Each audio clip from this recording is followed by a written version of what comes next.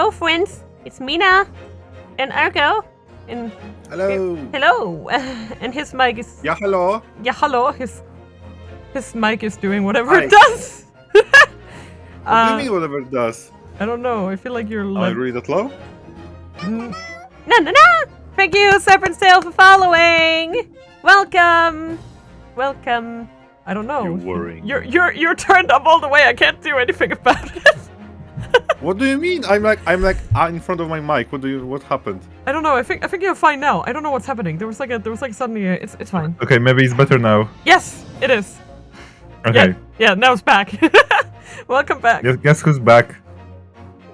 Guess it's back. It's your boy. Anyway, right. Wait. Right! We were about to do a Yosemite. I remember.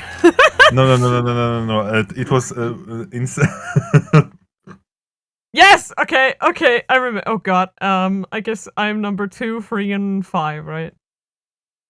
You're the 3 angry dudes. I'm angry. Dude, number 6. I've known that woman for years. She's never been an accomplice to anything. She didn't Gesundheit! It's utter nonsense to think those two would ever be conniving with one another. Right. We accused Scythe of being involved in the murder. Being Slighty, yeah. Oh dear, this is most troubling. But surely the fact what the man stole has nothing to do with the coroner, is it? I've had my own problems with members of the police. I do not trust them much. I agree! Jason has that problem too. They're just like you. I've seen no rigorous proof that the walkthrough was ever inside the birdcage. It's conjecture. Oh, I have one for this one! You don't! Guessing someone without white evidences? He's not a proper job, is he? I won't have it. Yeah, I love the how voice they, now. That's the voice like, now. I love it started with Juror 6. That's interesting. Also, I absolutely love that they actually, write the lines with accents so you can actually place them. Yeah. Like, you can go overboard with it, but I feel like if you're trying to illustrate a sort of difference in the characters, it makes sense. Yes, it's actually good. Or for example, when the freaking kid was crying Bohemian. Way.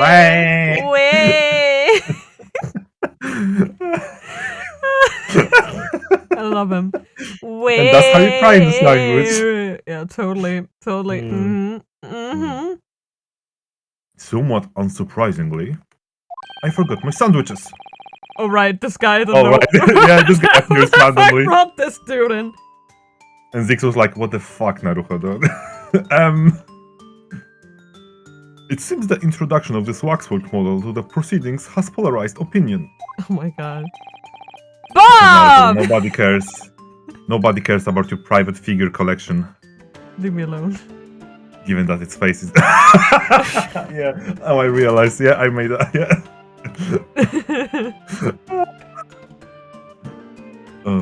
Given that the face is obscured and its build in no way resembles that of the victim. I can only applaud my learned friend's temerity at suggesting it's as Mr. Asman's body double. Yes, the applause is deafening, and yes, I know it seems extraordinary, but that's the point. That's why I have a strong feeling it's actually a greater clue than anyone yet realizes. Yeah! What are you thinking? The biggest, like... Yeah. Like, Rinosuke definitely channeled his ancestor. His He's like... it's like... Bullshit! No, wait. Random bullshit, go! No, wait, he's not channeling... He's channeling his own successor. That's what it's called, not an ancestor. Yeah, successor. Yeah. What are you thinking, Mr. Naruto? I can't explain why at the moment, but I feel as though there's a specific reason why it was used. Why it had to be this model. Really? A reason why nothing else would do, you mean? Yes, and I'm convinced. It's something far more significant than whether or not the model looked like the victim. Well, if that's the case... Stop spouting bullshit! How would you know that? We must prevent Right? this trial from ending prematurely at all costs. Yes, agreed. I have to bullshit a way out of this. Bullshit Yeah, time. like Bullshit. random Yeah. bullshit go. It's actually true. Wow. Wow. Because it's like if you don't see connections, it's extremely random. Oh, it is so random. So If you're gosh. ready, counsel. Yeah, it's extremely, yeah. You may proceed with the summation examination the nation. Yes, my lord. What the hell did you say? What The was nation. that? There he There's a trapper behind is! you. There he is! Look at him! Hello, boy. Welcome. Yeah, no,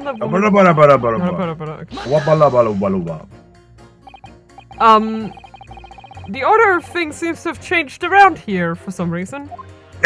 Wow, he noticed. I'm a copper lad. I can lit electricity to your house. It's a copper discretion to bend the rules sometimes. When needs must. What's wrong with that? You want me to shoot you? Where do I start? I've been working at the yard for 40 odd years. Uh-huh. That's even more than I thought. We've only had a metropolitan police service in town for 70 years, you know.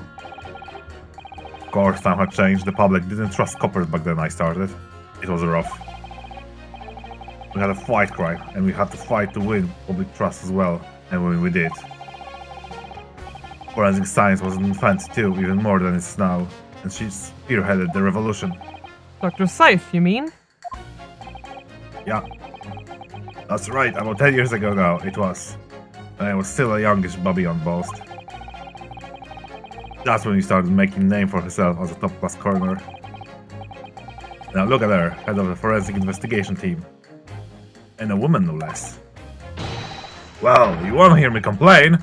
It's what we dreamed back then, I tell you. Could you tell me without holding that gun in the air?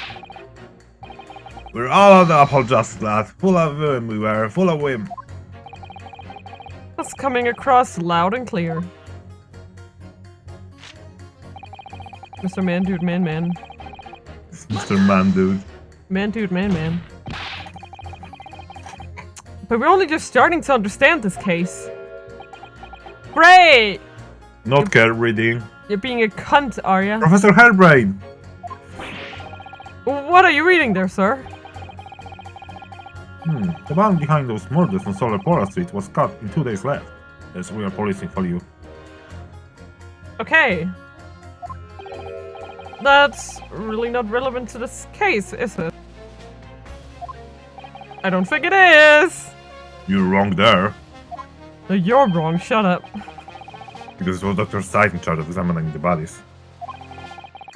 And it was evidence arising from her work to lead to the arrest of the scoundrel responsible.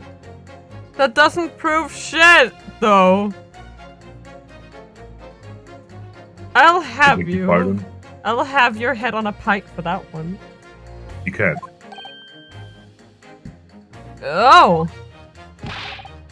Oh gee, don't hit That's me with right. that. Oh, that one is the forefront of this country's fight against crime. Please don't hit me with that. Please man. don't hit me. The idea that she's somehow involved in this murky business is a lot of tosh.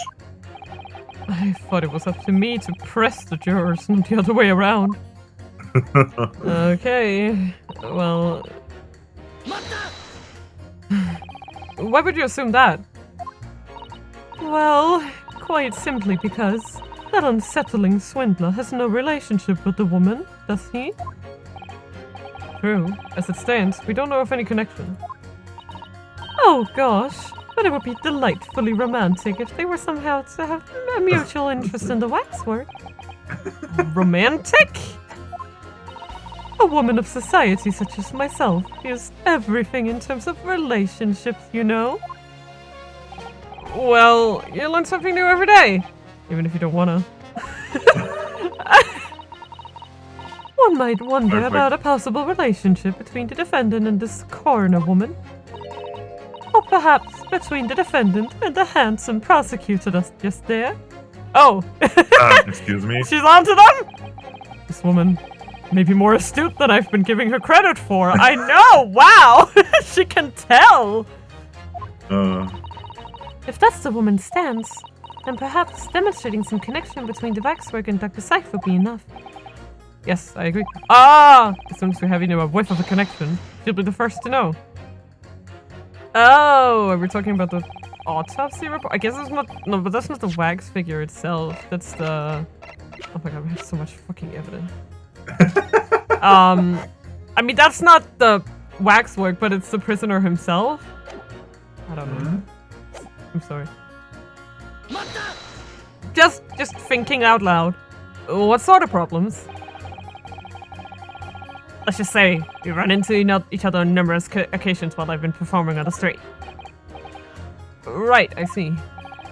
Obviously, artists such as myself cannot appear on stage as we work in close proximity to our audiences. So we perform our great magic in parks, on the street corners and the like.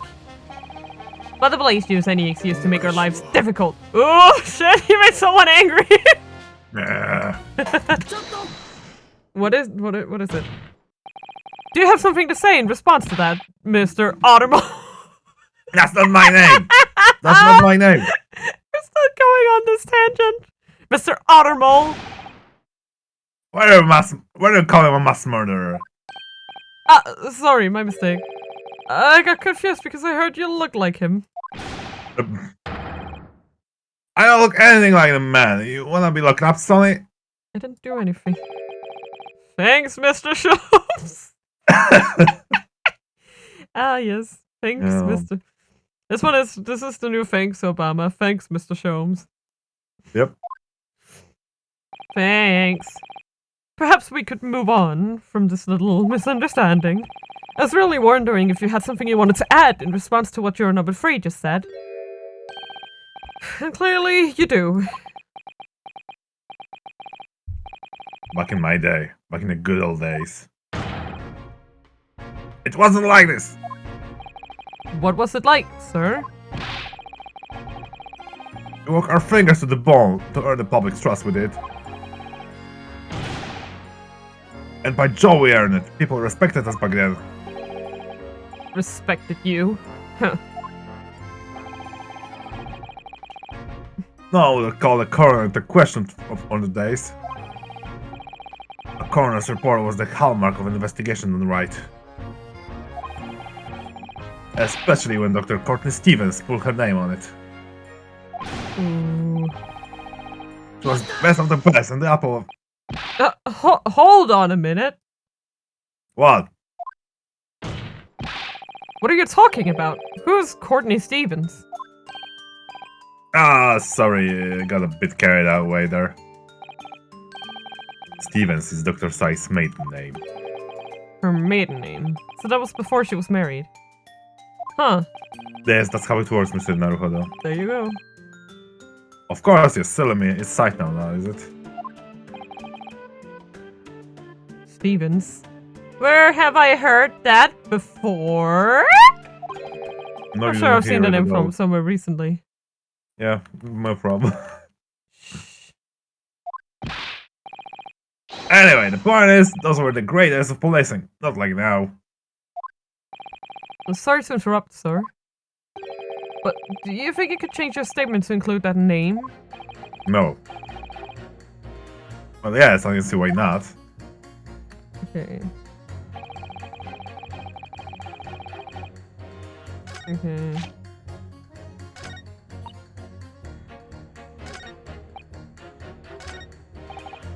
Should we do this guy again just to make sure? Sure. So ask him again. Right, I see.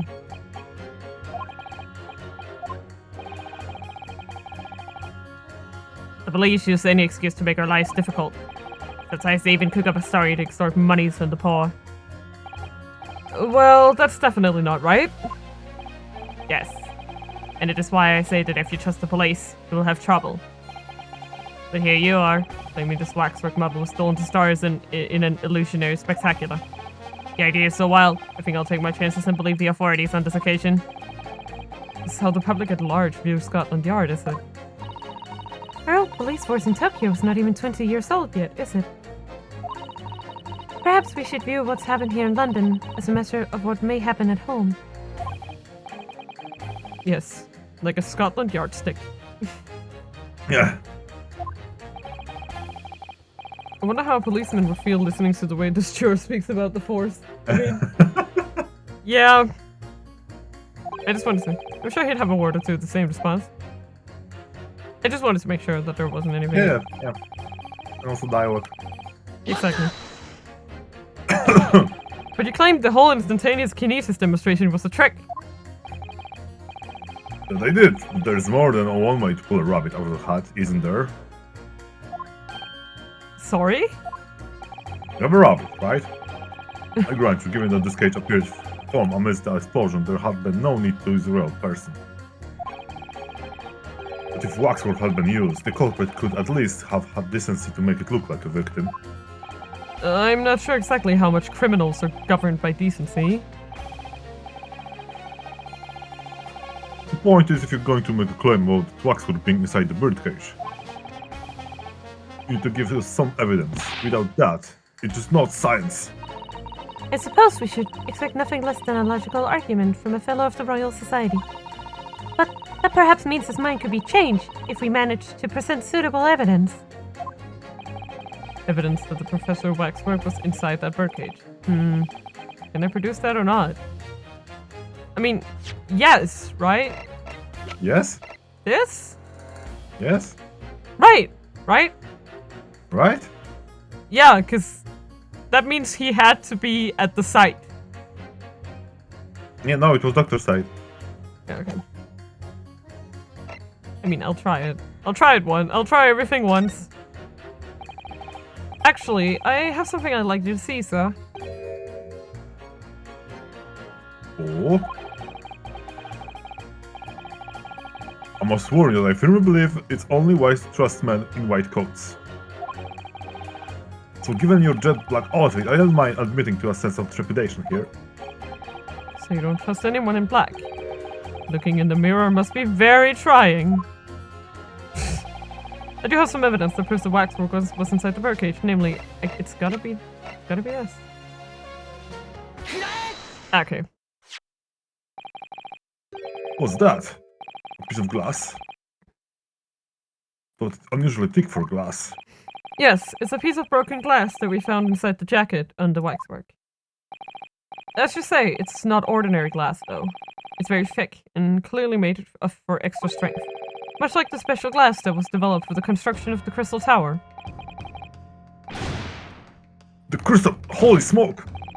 Exactly. The centerpiece of the Great Exhibition, where the very incident we're talking about took place. On the day in question, the birdcage fell from above and smashed through a window of that special glass. From whence its small place originated. Is that it? Precisely. So, what do you say? Now that clear evidence in support of the assertion has been placed before you.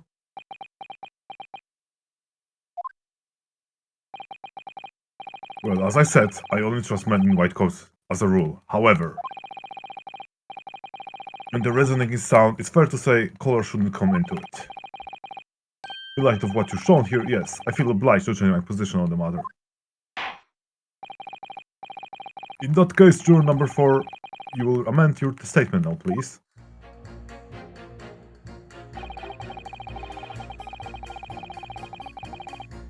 Okay.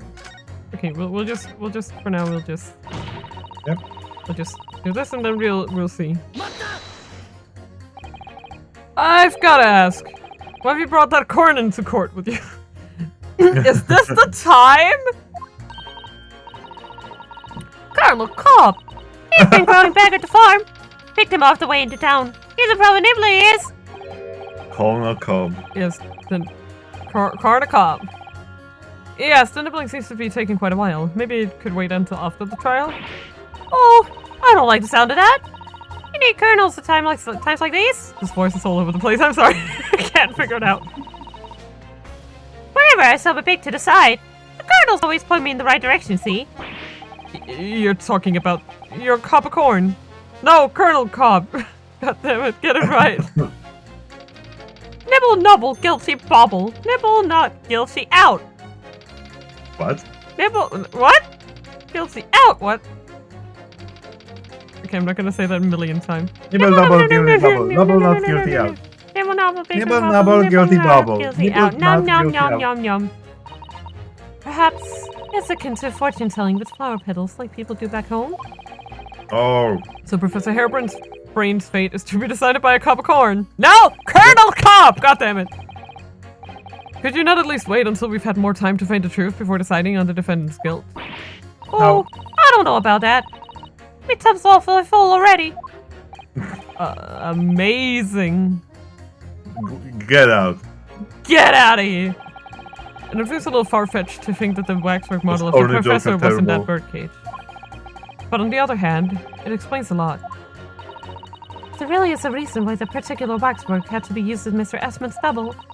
We must do everything we can to make the jurors understand it. The truth is, I'm sure that's the key to this, but it's the most puzzling part of it too. In that case, you should see what additional information you can glean whilst trying to change the jurors' minds.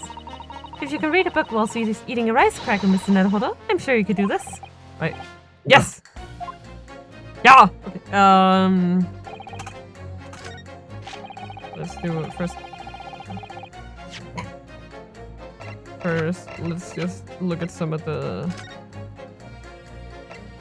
Okay... Uh-huh. I'm just looking for the evidence again. Dude boy, man. Wow, I can see him so well. Wow. You are such a looker, my dude.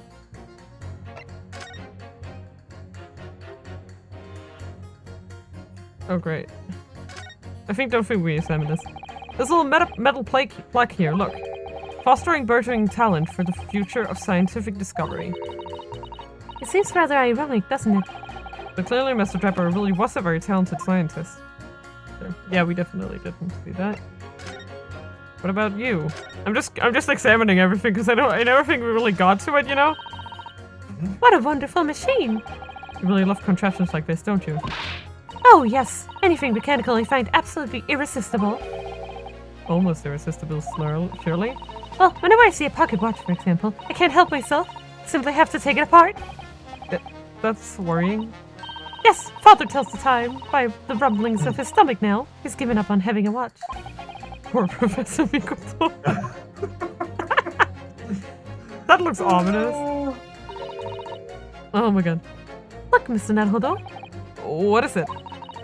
On the bellows just here, there seems to be some very dark red stains. Yes, you're right. Looks like blood, actually. Oh my.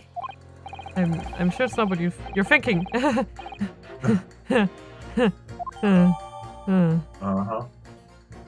Okay, I think that was what we should have gotten out of this. Is there anything else we can examine? Oh.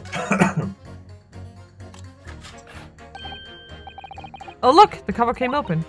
Yes, now, there should be a glass plate inside. You have to change the plate with each new photograph you want to take, you see. Is something wrong? There's no plate. It's been removed.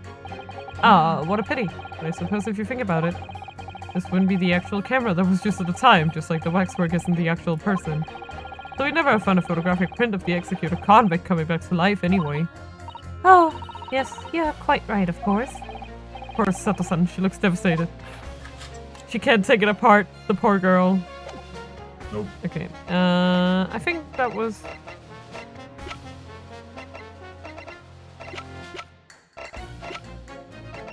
Oh, I guess we never got to see... Okay, let's just... Most troubling... Okay, I don't think we have... Waxwork was indeed inside that bird cage. Wait, is that with your one here? No. I don't know. Wait.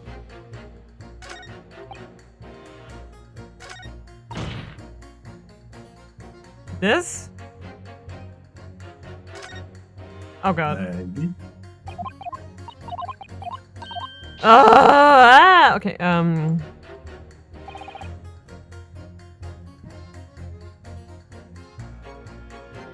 Because I feel like this one will come into play, but I don't think it's yet.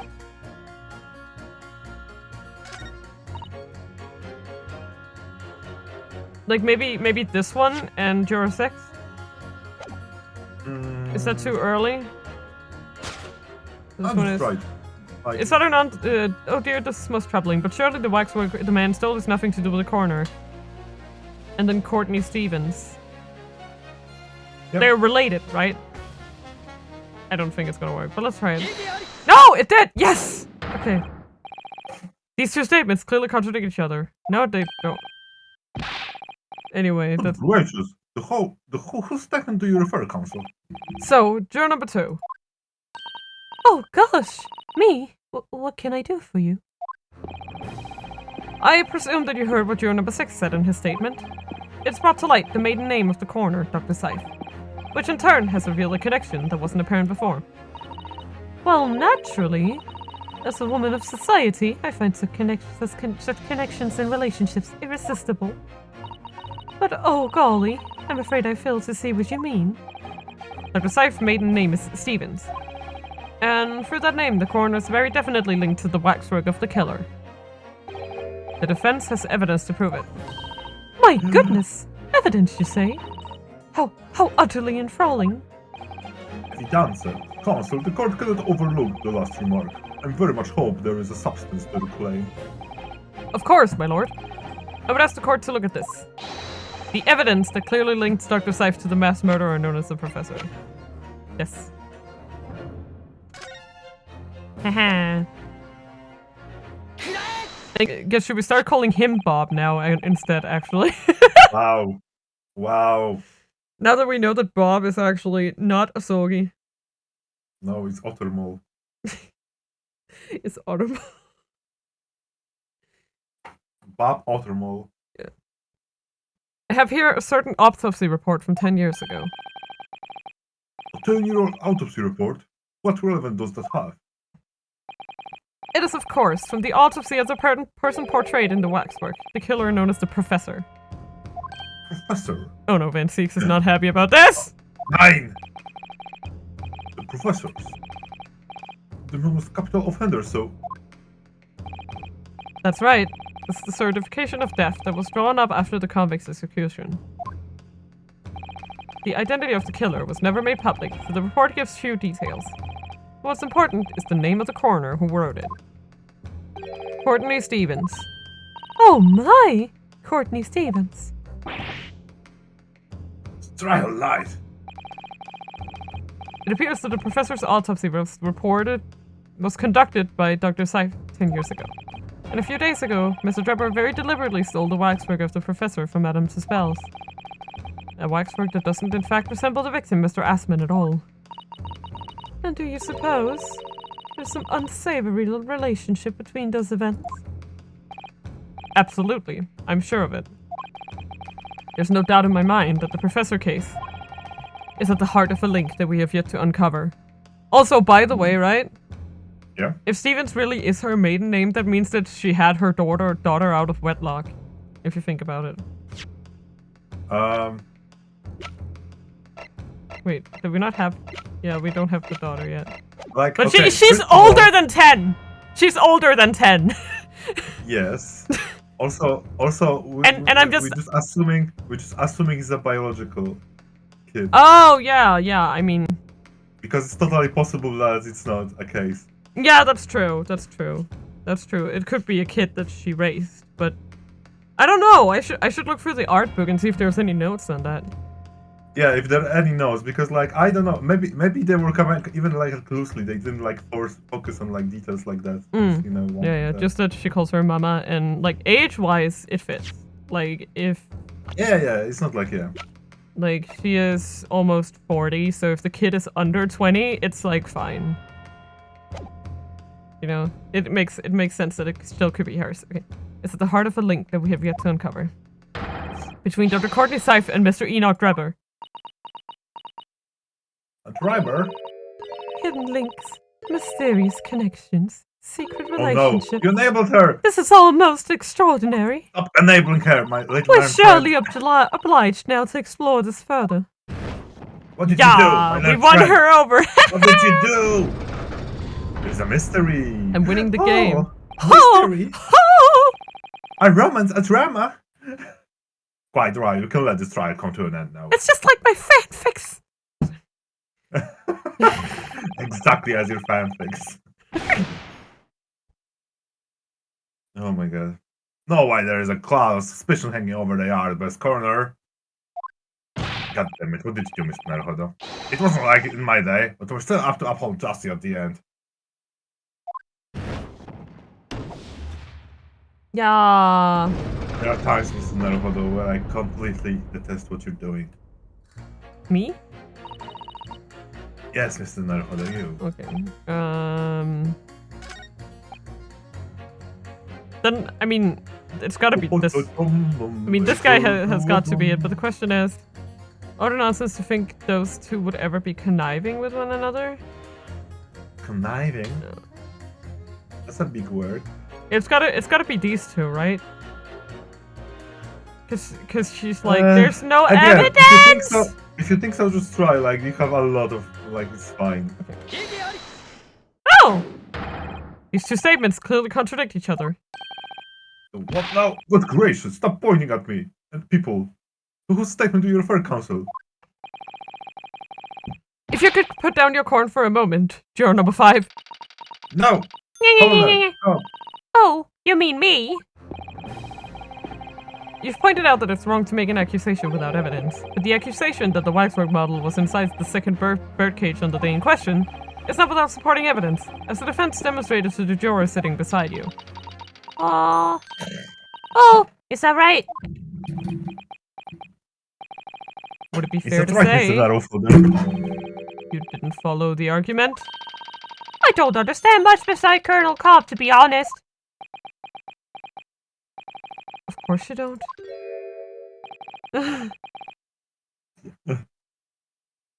If I could interject here. Please do, sir. Well, I changed my mind now.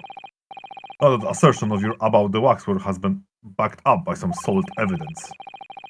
It would be wrong for me as a man of science not to pursue the matter further. Yeah! Wow, what a cool guy. What a cool dude. Oh, well, me too then. Sorry? If this Brady gentleman says he's right, then he must be. See, I won't dream of going against Colonel Cobb or anyone who's got stuff in between the ears. I'm sorry. I hope I don't have to do that voice too much, because I'm losing it. Success! If you can call it that.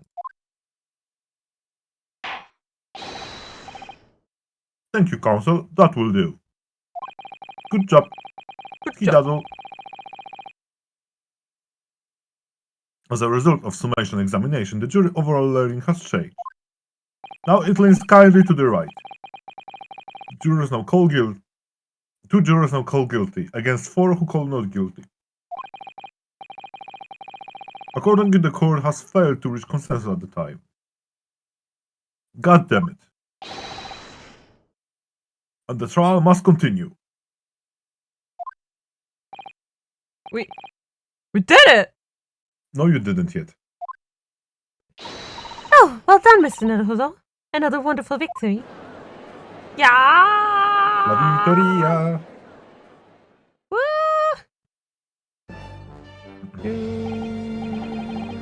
A waxwork of the despicable professor. Used as a body double for the victim in this quite extraordinary case. I must say, it's extremely hard to believe the assertion could possibly be true. Therefore, it must be a lie. Guilty.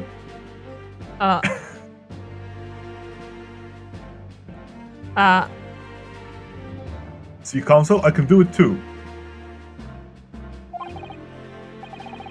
However, it will appear that it does at least warrant further investigation. It's the waxwork of the professor that links Mr. Trevor and Dr. Scythe. And I'm convinced that there's a special significance to that link. I don't know what you're hoping to prove, lad. I really don't. The truth, sir, by using evidence and testimony. If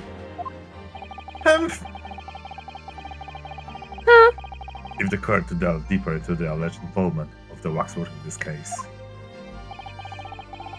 then the prosecution calls for the owner of the model to be summoned as a witness. Oh, here she comes. The owner? Is Mr. Naruhodo the owner? Madame Tuspells. I really thought that Lord Van Six would object to this whole line of inquiry. Oh, he's into it. He's like, do it. Very well, I concur. What is the company that Madame Tuspells does? It's called The Good Smile. Arrangements for Madame Tuspells to appear as a witness with immediate effect. Oh my god. Listen carefully, my learned friend. Oh, yes? Shut up! I said listen, not talk. You should know that you're on the brink of opening Pandora's box. Uh-oh. And you know what's inside? Yeah? I have no idea. Oh! Really? Why not? Surely. Chair's being a bit... I might know who knows. Okay, just give me a second here. I'm losing my shit over this. Probably Bob. Bob definitely knows. He just knows anything, doesn't he? Yes. Wow. That's why he says nothing.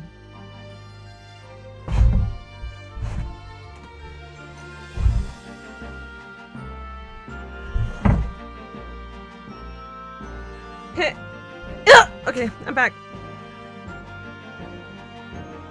That was annoying as fuck. What are you doing now? Alright. I'm so sorry. If you can hear me crunching, I'm really sorry, but I need it. No, I can't. So I would hope that everyone else is the same. Yeah, I hope so too, but if you hear my just random thing from my mic, it's probably that. Crunch, crunch, crunch, crunch, crunch. Yes. Okay, sorry about that. I return with a better placed chair. The returner. The return of the chair. Wait, what was it again? Oh, right. You're on the brink of opening Pandora's box. I'm pretty sure you read that. From a Good Smile company. Yes.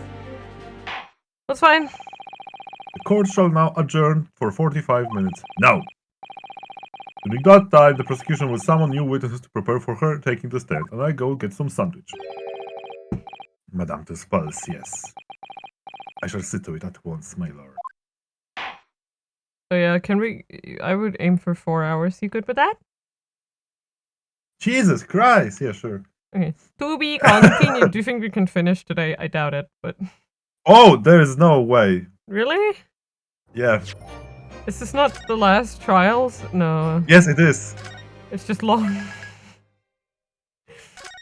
Okay, Mina. Just try to visualize what's left, and now imagine like every simple scene takes at least 30 minutes. Okay, leave me alone. Like, listen, Mina. We just finished semester examination. Look at the time. I know. 24th of October, 11:53 a.m. The Old Bailey Defendant's Antechamber. Like, we will finish this week, but definitely not today. Okay. Oh, the Knight Errant himself. Oh, have you been watching from the gallery, Mr. Sholmes? Absolutely not. What happened? I've been on the edge of my seat the entire time. At my house, in Baker Street. Courts and trials are fascinating affairs, as a spectator at least. I'm glad you've been enjoying yourself. I have to ask. Arum! What on earth is going on? It makes no sense. What's the professor business all about? before. He doesn't look like any professor I ever created. He's even here. Of course. You were in Germany already 10 years ago. Yes, the professor. Yeah, indeed. Yeah. And I discovered he was the one who had been abducted. A sense of foreboding stirred within me. But who knew the monster would come knocking at your door? I heard the sympathies. As it turns out, Lord Van Seeks is even more intimately tied to this case than any of us realize, isn't he? Yes, how true. His great friend from university in the dock. Now, Waxworth was the killer who took his esteemed brother's life, makes an appearance, so... Imagine even the shrewd Mr. Ripple failed to foresee that kick in the teeth. An extraordinary move on your part, my dear fellow, to throw that into front of the man. Make it sound deliberate. It wasn't? I can't help feeling that this professor case is really very puzzling. Like it's gonna have some big plot consequences. Oh, what particular matter? Like you know when you know plot is about to happen? Yeah. What do you mean plot? Well, just Mr. Drebber, Dr. Seif, and Lord Van Seeks. Seems that everybody in the trial has a link to the case somehow. Yes, in fact, I alone am not a member of the set. So that I lives me at an empty set, all alone with no intersection to any other. I think this is... It's gotta be. Excuse me. Wait. Oh! Okay, that's surprising. It was either Gregson or her, yeah. Dr. Seif! Yeah, her or Greggy, but I'm very... Ah, Dr. Courtney Stevens. Good day to you. Hello, Jones. That was very shrewd of you. I beg your pardon? What in particular, pray? You requested the 10-year-old autopsy report from Gregson, didn't you? Why would you assume such a thing? Because Gregson told me. Oh, Ah, shit! that's some of them. Ah, shit. I didn't realize you were talking with each other. Uh-oh! To think it's been 10 years. 10 years in the laboratory, wielding my scalpel. You know how in RPGs there usually a thing like, oh my god, it will be solved if characters talk with each other. That's exactly what happened here, but nobody expected it. Yeah. Oh, shit! I smell of nothing but corpses and disinfectant. Uh-huh. A policeman on the jury had a lot to say about you as it happens, Dr. Seif.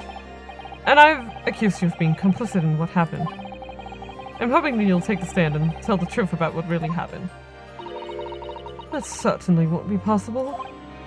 Ah! Lord Van Seeks won't be summoning me as a witness. No Strongheart has forbidden it.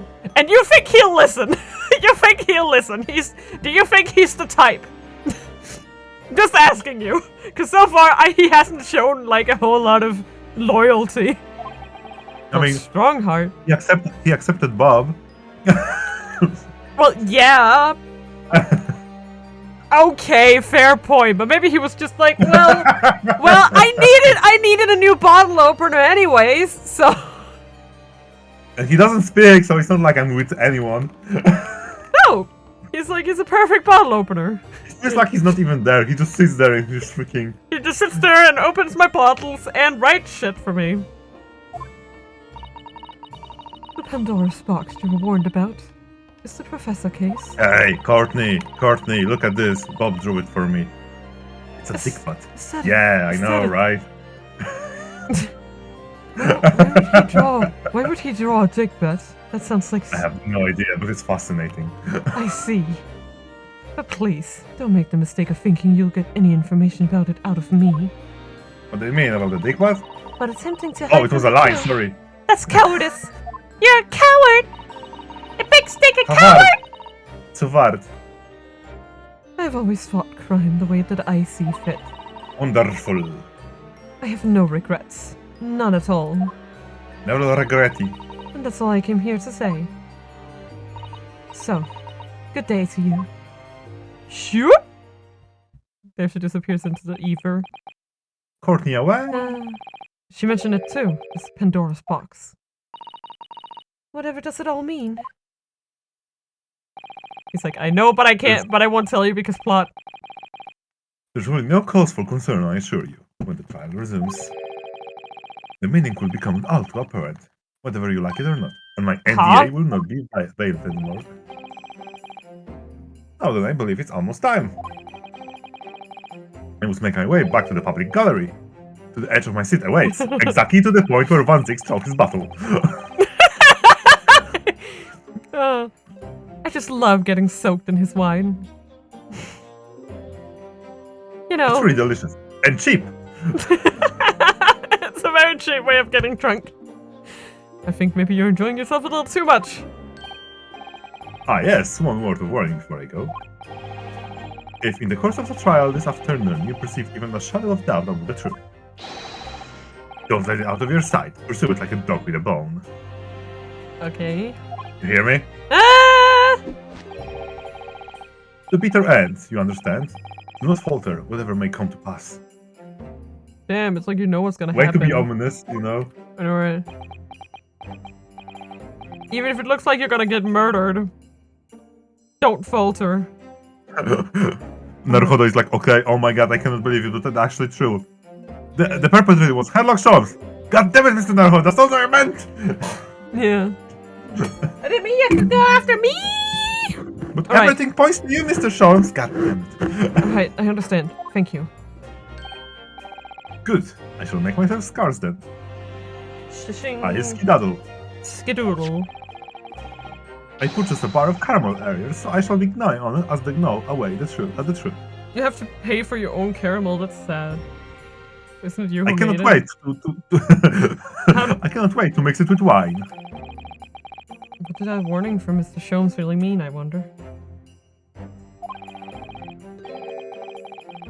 Especially the bit about whatever may come to pass.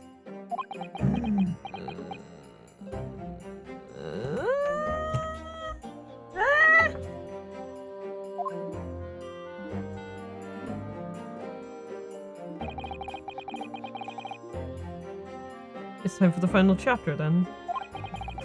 I'm determined to find the truth. It's the final. No matter what. Even if it means kicking a Sogi's butt. I don't know why I do that. I mean, it's kind of hot, you know? So, I think we should kick Asogi's butt. Any objections? Good. Maybe. No. 24th of October, 12:40 p.m. The Old Bailey courtroom. The professor is still there. Right. In the name of Her Majesty the Queen, I hereby reconvene the proceeding of this court. You know, he's here to add some atmosphere to the scene. Yes, he's a collector figure. Yes. Special edition 1/1 scale. Real face.tm, but you can't see it because it's hidden.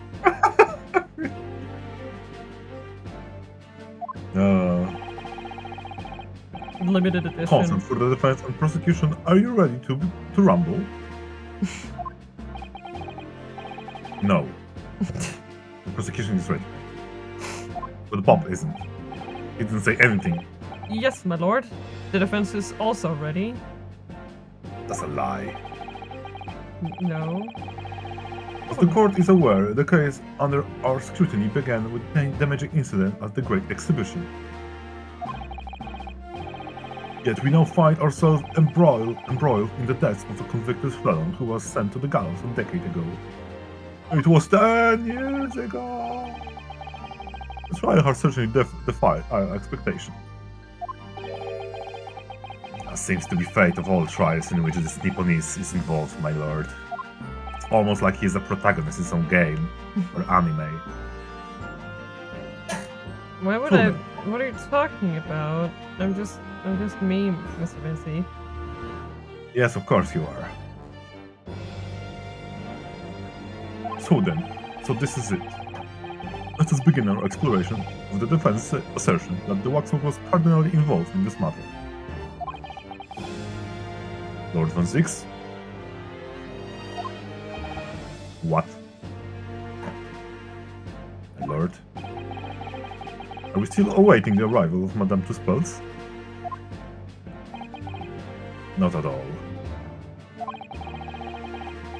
She's in the antechamber as we speak and ready to be summoned. Nice. Very well, bring in the witness! At once, my lord. Bob, go. Go, Bob. Quick attack. What is he, your Lady, Pokemon? Spells, understand. Yes. I see. Sadly, he has amnesia.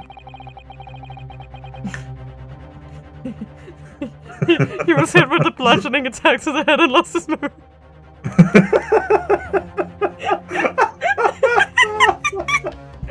So. Oh no. Oh no. Oh no, no. No. Thank you, I'm very proud of that one. Things are about to become a lot more intense. Just look at my different As we angles. heard, If Trevor is it can responsible. be your angle or your demon. Yeah. Wait, do I still have it? Of course. I don't want to dare check it. Oh, sorry. I don't want to dare. I was checking from my files. Oh.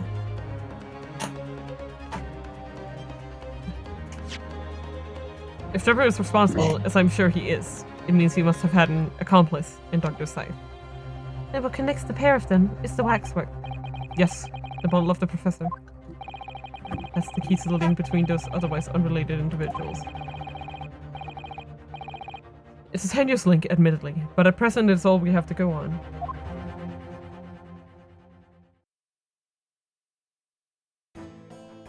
Ooh! Oh no! It's a collector figure of Mr. Scholz. Oh shit! State your name and occupation for the court, please. My name is Madame Esmeralda to Spells. I'm a waxwork artisan and the proprietress of the Madame to Spells Museum of Waxwork. You will have to pardon me for walking as I testify. My new exhibit must open very soon. That's Mr. Sholmes. Ah, so he finally gets a statue, does he? Now there are two of them in the world. The living statue and the dead statue. I was about to make it very... Sounds was too lively. Yeah. Sounds was too lively to be a... Wait, I'm gonna type you something. Oh no. I'm sorry, I can't say that on stream. Oh, so he finally gets a statue now, does he? There are two of them. Oh my! What expression is she carving onto that face? Thick butt. Bob. A number of days ago, a particular waxwork model was stolen from your museum. Can you confirm this? Oui, that is true. At first, we believed it had been kidnapped. A waxwork model? Kidnapped? Waxnapped? Yes, my lord. There was a demand for ransom money, left behind by the culprit. Those bloody scalpers. However, according to what I have just been told outside the courtroom, that was not the true reason. I understand it was utilized as a substitute for the body of a murder victim. At present, this is more than conjecture proposed by the defense. Surprisingly. This is the victim in case in question, Mr. Oli Asman.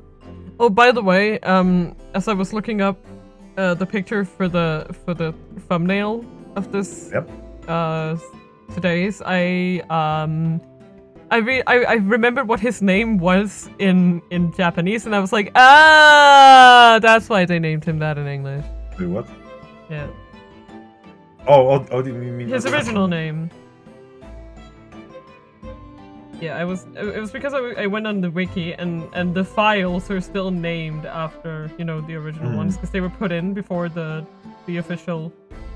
Yeah, makes sense. The official one was out, so I was just like, oh, that's what he was named, right? Like it's sort of, I get it now. I understood the naming scheme there. Because yeah, it's basically like something quite similar. It's like, hi, I'm a Mr. Hi, I'm a swindler kind of name. Hello, Mr. Swindler. But of course, I know him well. He's part of my odious personages exhibit. Uh-huh. I detest to say what is evident, but Mr. Asmund does not resemble the professor at all. Yes, but perhaps. Perhaps their faces are very similar. But you can't take off the mask, though! Are you suggesting that we should see now the demasked visage of the professor? I have here the key, but it is strictly forbidden to open the lock. This is absurd. Pardon? I don't know what face you carved into your fancy figure beneath that mask. But clearly, it won't be that of the actual killer. Oh shit. Well, I have you know that we are really good company and we do a really good paintwork. Indeed. It's raining so The much mask's outside. identity was never made outside public after all. Sorry, I just heard more rain. I was like, and I'm like, oh great, it's raining. It's raining now.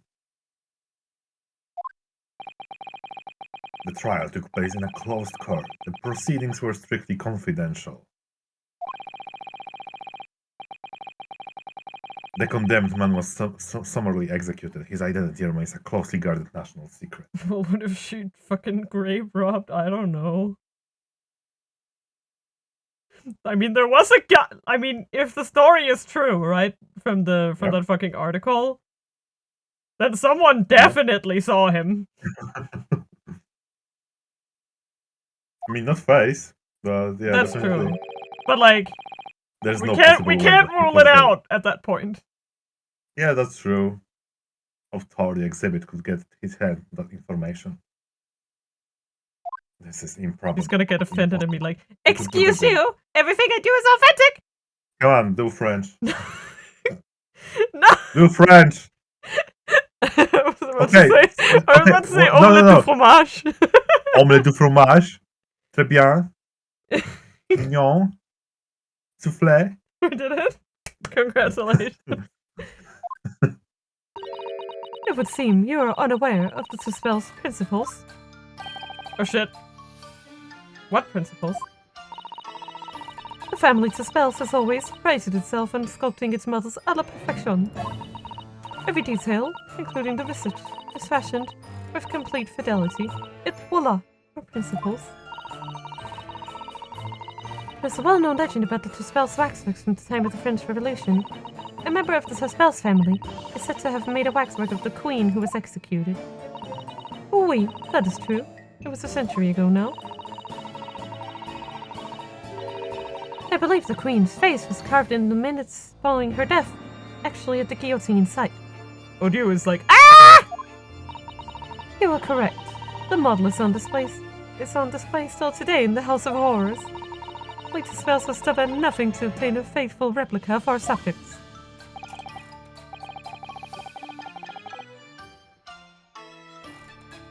Hear me as someone disturbing tenacity of purpose. It is the only way to obtain a truly lifelike representation of the subject. And it has been my family's secret for generations. Do you mean to say that beneath the mask? Mask the mask? Oui, the true visage of the killer is there. That's ludicrous. It's out of the question. The professor spread terror throughout Great Britain. Yeah, because then that would mean that a complete outsider knows his identity. As a result, the Madame Tuspel's special exhibit remains extremely popular even today. The killer, emerging from his own grave. It is a sight to behold. You should come. To see his own brother's killer, that sounds fun. I think, Madame, it would be beneficial to hear your formal testimony on this matter. Indeed. You will explain every detail of this macabre model and your personal involvement in this creation. With pleasure. Pleasure.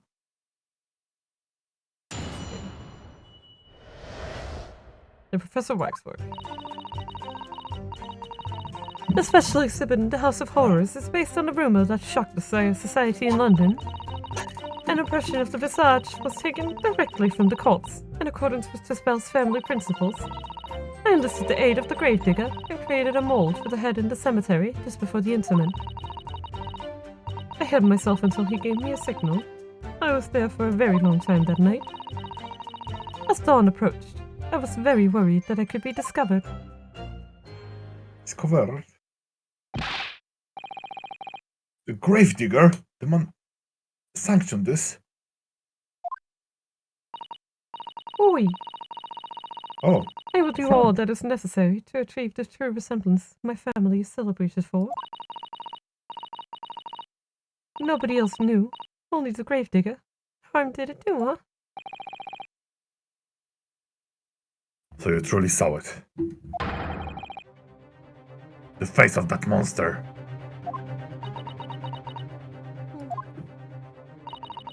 Naturally, I was aware at the time that his identity was a secret. But the spells would not be the spells if we did not insist on absolute fidelity to our sculptors. I don't believe this. That is a huge security breach. Yep. I'm also hosting the special exhibit at your museum, madam.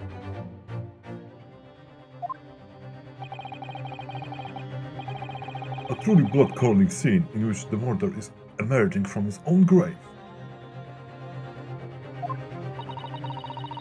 The scene it depicts was the subject of many rumors in London 10 years ago. I have here a newspaper from the time. Oh, there. Okay. Fine. Okay. Yeah. That. Yeah. The special exhibit was based upon the picture in this article. It was the most detailed account of what happened, as reported by the eyewitness who saw it. Wait a minute. I had a doodle diddle. Wait a doodle diddle. A diddle daddler and fiddler. And when rises from the grave. It's too absurd for words. It's fiddling, it's diddling. The public enjoy absurdity, monsieur. That is why I have reproduced the scene as carefully as possible in my museum. And it's a waxwork from that exhibit that was stolen some days before the incident at the Great Exhibition, wasn't it? Oh boy. That is correct. The professor you see before you here. Eh bien. Most puzzling. I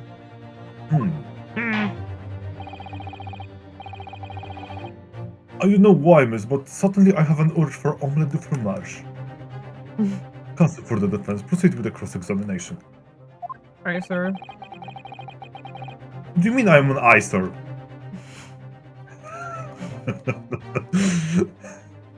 This waxwork links the Pepper to Dr. Scythe. And there has to be some reason for that, which hasn't yet come to light. Raison. But I'll find it. I'll get to the bottom of what really happened. I'll prove to Dr. Scythe and Trevor. We're in on this crime together. They're in this together. They're in on it. Okay. They're in on it, together. And Trevor was there. Time to press. Talk to myself for an hour. Good job. Nice. That's my turn. And that rumor would be... A 10-year-old tale now. I wonder no Londoner would ever forget. God damn it! Why do I speak? Well, I don't have anything to add. Thank you. I know. I just what you're talking about. I think. Of course. It couldn't be anything else. Yes, the story will never disappear. The tale of the condemned killer rising from the dead. That is the central attraction of my house of horrors. The rumor was whispered all over the city, and it was like this. Is it her? It was in Lowgate Cemetery behind the prison, in the dead of night after the execution of the killer. The interred professor slipped back in the stone slab covering his tomb and emerged from his grave. A young man who witnessed this felt a scream welling up inside him. But an instant later, he heard an ear-splitting gunshot from over his shoulder. The bullet struck the emerging corpse, and he fell motionless once more. The scream finally found its way from the mouth of the young witness, who turned and ran for his life. Dang. The corpse climbed out of his own grave? Yeah, probably post-mortem, you know, Um, consortions. yes. Um, Yes. Yeah, it Mm. happens. Yep. Yep. And then somebody shot him. Who was it? Nobody knows, even today. But remember, it was just a rumor. Perhaps nothing more than a ghost story. I remember. The good people of London, they love stories like this. That is why it was in every newspaper across the capital. But was it just a story? Aye. I mean, this is exactly the scene that can be seen today at your museum, isn't it? Boy, the special exhibit was modeled on that very illustration. For a while afterwards, content of that article were reproduced in every newspaper imaginable. Madam, might I say something? Please, go ahead, mademoiselle. When something is described as a rumor, it doesn't necessarily mean that it's entirely made up. I believe that Yes. often rumors contain elements of the truth. Yep. Oh, I see that people from the East can be just as astute as the people of Europe. Can we be sure, for instance, that the professor's execution was successful? It is not possible for the dead to come back to life. Sorry? But what if? 10 years ago, I was there at Locate Cemetery. After the criminal known as the Professor was killed by hanging, I took a wax impression of his visage from the corpse just before it was interred. So I can assure you, the man was dead. I see.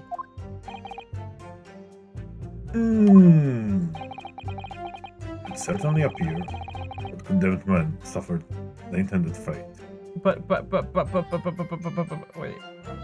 What do you mean, blah, blah, blah, blah, blah? Because all I can think of is then, like, how do we know at what time exactly she was there? You know, like, couldn't, like, I'm saying if the thing that illustration is depicting took place before she went there, well, then definitely he would have been dead, you know? But I mean, deader than that. how does she know that? How do you know that? Ellipsis. Angry Ulysses. He's not a fan of this whole conversation. Can I go now? Is that true of every waxwork in your museum, then? It is, assuming the subject is dead, of course. Live subjects have to cooperate in a similar way. I have letters from imprisoned criminals all the time, you know. What sort of letters? When my time comes, please make a waxwork of me. No! What? My museum is famous, monsieur.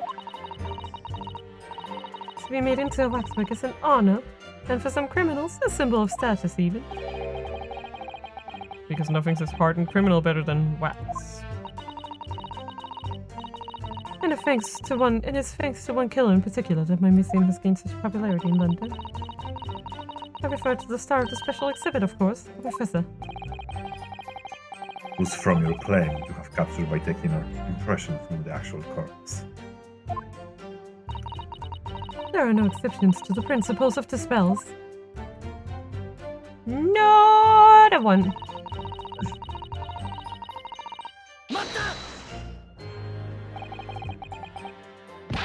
Surely that's illegal, isn't it?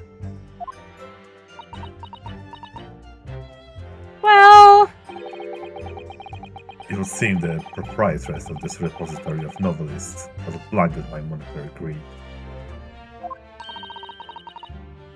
it had nothing to do with money. Sure. The man is part of London's criminal history. That is why I had to sculpt him, to record this history. I see. It's the Ways and Tall. Tall, I think it's pronounced, I'm not sure. I suppose you see museum. That's one phrase I've actually heard before.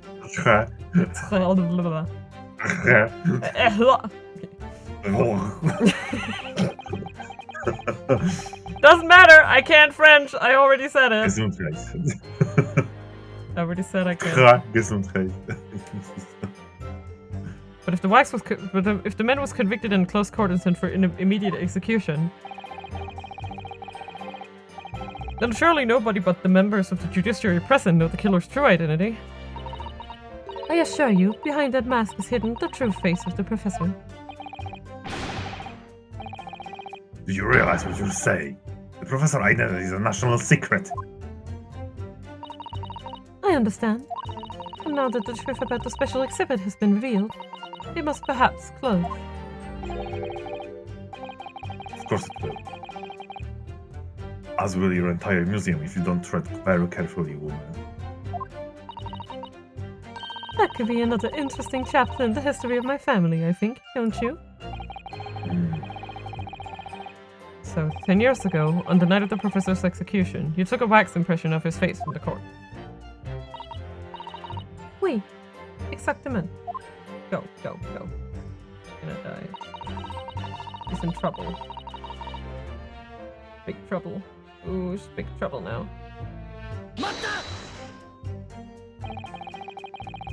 You were there longer than you expected to be. I had some difficulties in capturing the subject's form correctly. As I removed the mask, the mouth of the cadaver fell open, and I had some problems with the chin. Cadaver? Dare I ask? The man had been dead for a short while already, you see. His muscles were relaxing, and consequently his chin would not align itself correctly. Oh dear, what a horrible thought. Under normal circumstances, I would have an assistant with me. However, at night I was alone, and as a consequence I missed my preferred window of time. What do you mean? When I take the impression of the visage of a cadaver, I always wait until 3 hours after death. Why 3 hours? Is that amount of time significant? It is because of rigor mortis. Wriggly mortis? Mortis. It's the name given to a phenomenon that occurs in recently deceased bodies.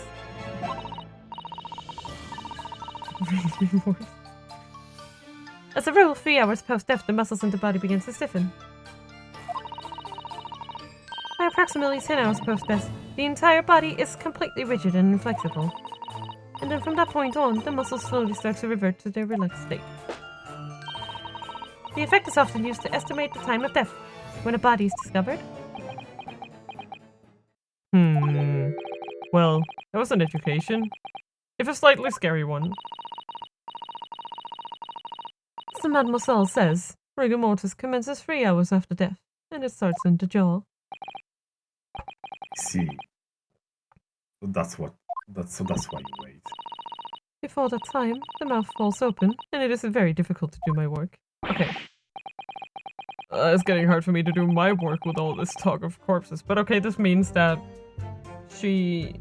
Wait, so she got to him early, right? That's what she's saying? Mm-hmm. Okay. That means that when she came in contact with the dead guy, McGee, it had been no more than 3 hours. Let us remember that. Like the good ace attorneys we are. I wonder about that information the courts just heard from Madame Tuspels. Yes, okay. We are claiming. The information about rigor mortis you just shared with us. Would you mind including it in your formal testimony? I believe it could be significant, you see. Of course. I do not mind at all. I can't help feeling that after this latest topic, the atmosphere in the courtroom has become extremely grave. No. This is no time for jokes, Miss Subtle! No! It's like, God! Madame, kindly amend your testimony as discussed. I thought he was gonna be talking to Susie. Madame, please stop making jokes! Madame, stop. For sure! For sure. For sure. That's just what I'm gonna say instead. Oh, I'll just rigor mortis being the phenomenon you described, whereby the corpses become stiff after death. I think you said that it starts at the jaw about 3 hours post-death. Is that right? Oui. Of course. No.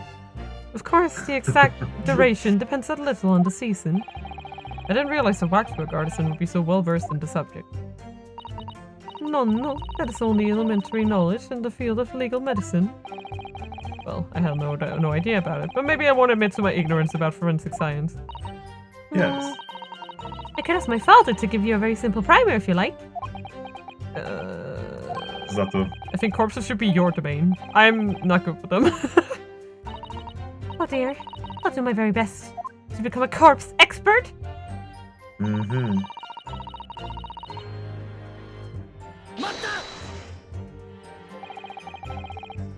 You say that dawn was approaching. What was the time of day then, approximately? Well, I cannot say, but when I left the cemetery with my utensils and wax, the morning light was becoming visible.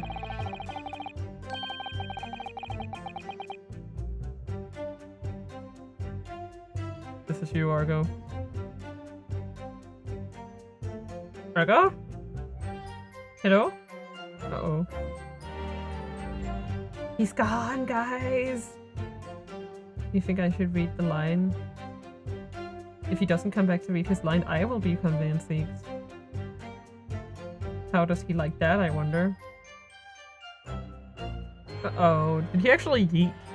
Wait. He did yeet! Oh no! Okay, I will just be taken over here. I'm gonna do my best. The execution took place on 17th of June, which had the earliest sunrise of that year. I think that's about a steep. Indeed, it did. First light would have been at around 4:40 in the morning. That really is early.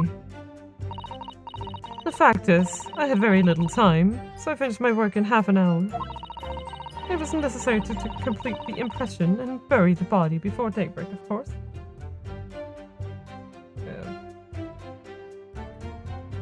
I think he accidentally yeeted. I hope he'll be back. I'll just keep going. It's fine. Hello, are you back? Yeah.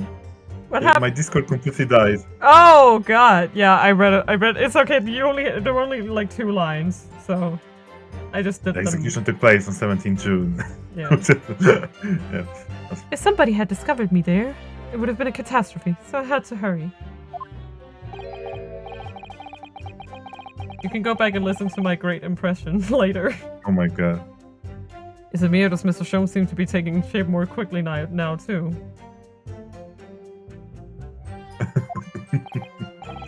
You certainly appear to go extraordinary lengths for your work, madam.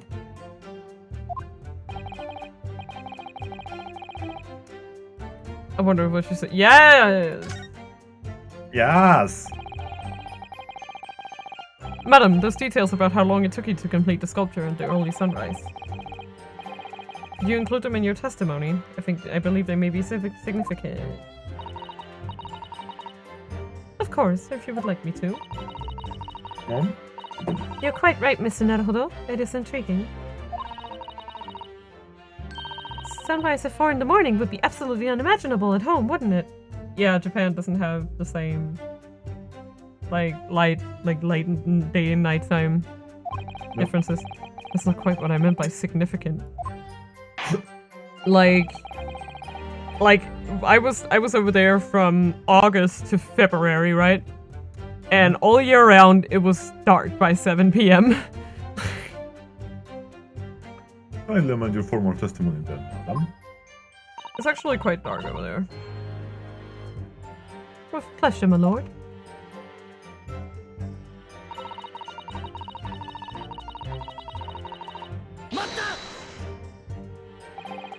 Did you have a reason to believe you might be discovered once the sun came up or something?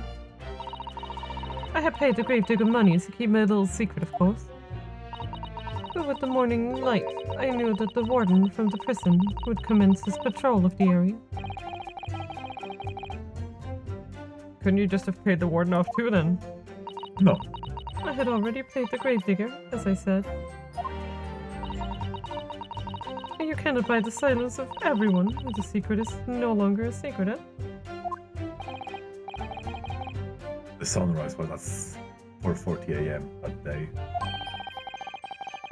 Which means that it would have been around 4 when you began your sculpting. Okay. Wait. Wait. What? Midnight. Wait, that's at least an hour, right? Then. Yes. Huh. Okay. Uh-oh. Wait, that must be correct.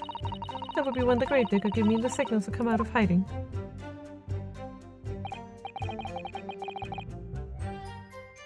So that's all I have to go on. What's your feeling, Mr. Notable? For some reason, Dr. Seif went along with Trevor's plan. Now, if that's really true, and the professor is the only other thing we know of that links the pair of them, so I feel sure that waxwork must be a clue to this mystery somehow. In that case, we must use this cross-examination to uncover exactly what it means. Yeah. We must. Otherwise, the jurors will be sure to revert their leanings and the trial will be over. No, we'll just do another examination. It's 3! I summed it up. Yeah. How derivative. I'm sorry. Sorry. Indubitably. I agree, but interestingly, uncovering what the professor has to do with all this means more to Lord Van Seeks than anyone. That's the impression I'm getting anyway. You could say the situation was very grave. Yes, as do I. After all, he has a profound connection to the professor as well. He do. Okay. What did you do? Okay. Mold of the head just before it took a very long time. I heard to finish. Okay, I think it's either this or this, and I have to present the autopsy report. Yeah. Because the time doesn't match up. Because, okay, so if the jaw wasn't stiff yet, that means it wasn't just at 3 hours after death, it was before that, right? So if she started taking the mold at 4 a.m., that means the earliest he could have died was, well, the latest, yeah, the earliest he could have died would have been 1 a.m.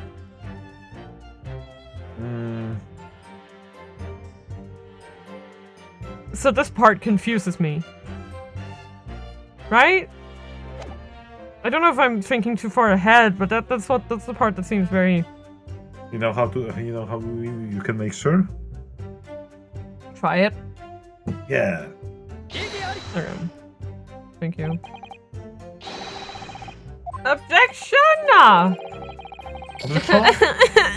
was overruled. The defense would have to accept the penalty given. Glad to hear it. I will also have to think again, Okay. I'm very glad. Wait, did I do it for this one or this one? Uh-oh. Do you remember? No. Well, I guess Hilarious. I'll try this one. Probably wrong. Be great. Okay, thank God. Okay. Madam to spells. I have here an autopsy report that was filed 10 years ago now. It's back. Guess who's back? It confirms the death of Professor following the execution at the gallows. Execution? And is that a problem? Oui. I believe it is, because your testimony and a particular detail in the report completely contradict one another. What? Pourquoi? Pourquoi? Okay. I'm going to... You see how Latin languages have a lot in common? What? just find it funny. There's just a lot of, like, things that sound similar when it comes to Latin languages. Oh, yeah, like... Are you going to explain yourself, my Nipponish friend? Oh, yes, I will! No, you won't! I like how our version of N6 is just like a 14-year-old. Like, no! No! I won't do what you say, Mom! According to Bob! her... Bob! Bob! According to her testimony, Madam! According to her testimony, Madam Bob! Why are you speaking? My Nipponish friend is He's making fun of me! He's making fun of me! According to her testimony, Madame Tuspels was creating her wax and powder before dawn. Wow! Wah! Wah! And at that time, rigor mortis had not yet set in. Am I correct so far, Madame? You are, yes. As I said, the stiffening of the jaw is the first sign of rigor mortis, 2 or 3 hours after death. Oh, gee. Jeez Louise. But the man's chin was limp, so he cannot have been dead for a long time. On the other hand, if you look at Dr. Sykes' report, it quite clearly states the following. Death by hanging confirmed at midnight, the 17th of June. No. Bob! Bob! If the professor indeed did die at midnight that day, then by the time you were sculpting his face, rigor mortis would already have set in. Wait! Yes, you're right. The chin. It would have been completely stiff. In other words, this report is wrong! Wait a second. No coroner makes a mistake when recording the time of death. The very idea is absurd. Actually, okay, sorry. I won't. Actually, it was a winter time. No, actually, that wasn't what I was gonna say. If you will watch the, well, he's kind of contentious, I guess, to some people. He's very sarcastic, but there's this one YouTuber who does medical content, and he was talking about how we invented the concept of time of death, and like declaring people dead, because in hospitals, right, it has to be a doctor who declares someone dead, and on busy days, that means the doctor can't always come to them. So when you arrive, like at 3 a.m., he might have been dead for like 2 hours, but you have to declare his time of death as 3 a.m. Anyway, I just found that pretty funny. So time of death is like, and again, it's, yeah, I'm sorry. But it's kind of also different, like... Yeah, I know, but I'm sorry, I just started thinking, yeah, I was just thinking about it, because I found it to be a very fun concept. Because, like, if it's not criminal, then it doesn't really matter at all, you know? Yeah, exactly. It's just very interesting how this concept and of getting, when... because... And getting autopsy to freaking figure out the exact time of death is just stupid. But basically what he was talking about is how that basically means that there's, like, a Schrodinger's patient going on here, right? Because, like, until you declare him dead, is he technically still alive, then? No. But declaring listen, like declaring someone dead is for legal purposes, not for the purposes yes, of, so that means legally he's alive. It's the same, Mina, it's the same when people are freaking disappeared, they pronounce them legally dead because they freaking disappeared from the world on the earth, and 10 years later they appear to be alive. Yes. So they are legally dead, so... Oh yeah, that fucking reminds me of what it was. It was like someone who was telling like about strange like dating stories they had. And there was like a dude and they were like, I cannot remember how we started talking about this. But then he was like, well, it's gonna be a little complicated because I'm legally dead. It was like, that's complicated. It was like, I was in this horrible accident and they thought I was dead, so they declared me dead. But then they brought me back to life and it was just such a hassle to do the paperwork, so I'm legally dead. And it's like, what? Yep. Like they just let him walk out the hospital, a dead man. Died man. Ace Attorney died man. He was to become an Ace Attorney victim. In that case, there's only one possible conclusion. The execution didn't actually take place at the stated time. No. What is the song? It's my song. It's my time. Order, console. This is beyond folly. You're fiddling with the chord here. Are you a diddler? No. Only you dig the outer of the record, not your side. But you also play some music, that epic music that plays. How do you play it, console? You implicate numbers of stuff at Berkeley Prison where the execution took place. Sean's at the gallery. Extraordinary! Not in my eye! My learned friend appears to overlook one very crucial fact. Yeah, it's basically like, hey Susie, are you playing it? No. Well, it's not me either. And you just see Sholmes up in the background with the beat with a boombox. You know when I hear that, we know what I imagine. Mm. Freaking Sean's with Stradivarius and freaking Irish with trombone. Oh right, that fucking. Have you seen that one video? Yes. Yes.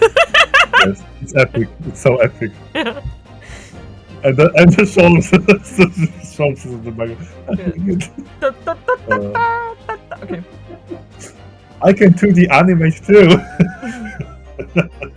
Yeah. Yeah, that's perfect. Did you read this? Try to guess. What fact? The professor died. That question. He did. Of course he did. I moved a man's limp jaw with my own hand. There was no. Yes, the professor died that night. But what if he didn't die at the gallows? Didn't die at. Are you insane? Bob, tell something. Bob, What exactly tell are him. you suggesting did happen in the case? It's almost impossible to believe, but it would explain the link between Dr. South, the professor, and that other person of interest. Ah, yes. That other person I won't name. That we totally have no idea who is. Nobody knows. Yeah. I have evidence that will explain exactly what I'm suggesting happened that night.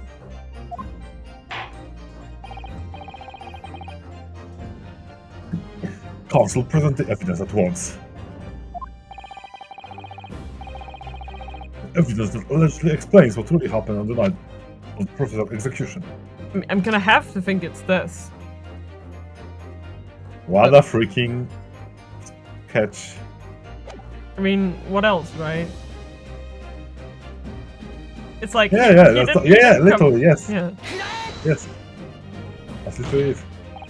What happened that night is written very plainly in this newspaper article. Execute a criminal, returns in the dead of night at local cemetery. You're suggesting it was a corpse coming back from the dead now. Well, if the article is to be believed, yes. The professor, assumed dead following his execution, emerged from his grave and was killed again. I mean, I don't think he was dead. Don't be a fool. That's simply a rumor published by the gutter press.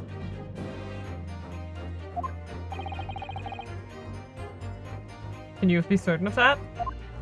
No. Are you serious? Yes. Never been more serious. The point is, as the article says, there was a witness to what happened. My word. Yes, indeed.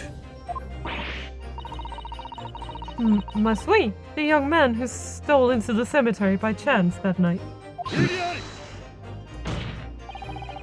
Of course there was a witness. The story didn't write itself, but obviously the man made up.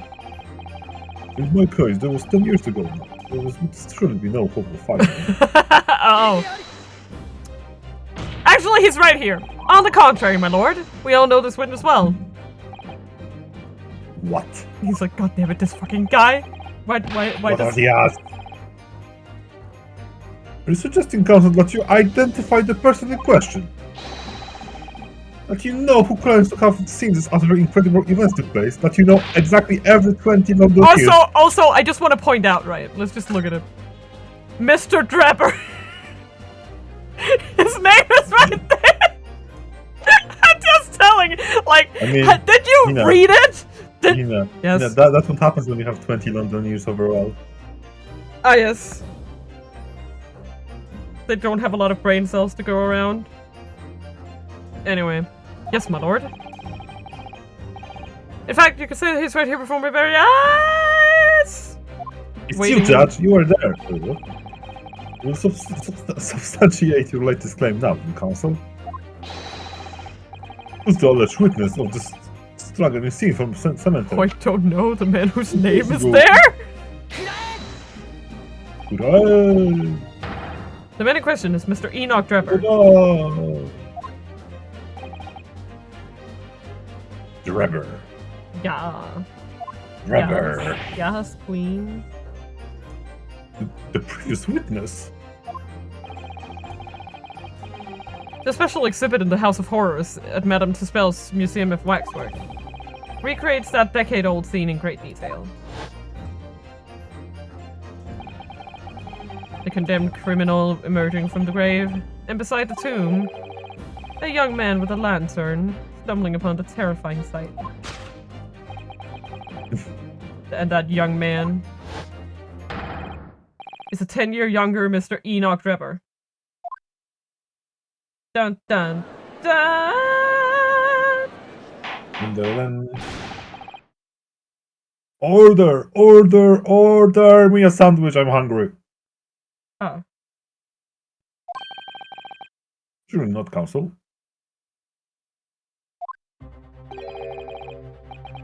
Drebber was there, in Lowgate Cemetery. What next? You're going to tell me Bob was there too? I don't think he was.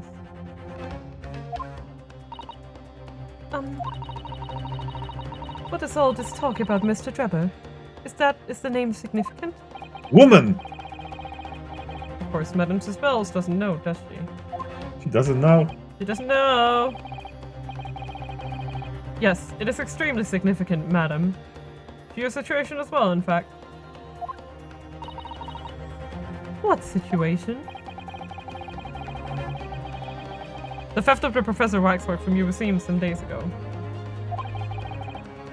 was perpetrated by the very same man. No!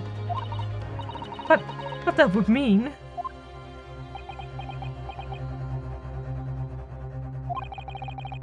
Madame Tuspels.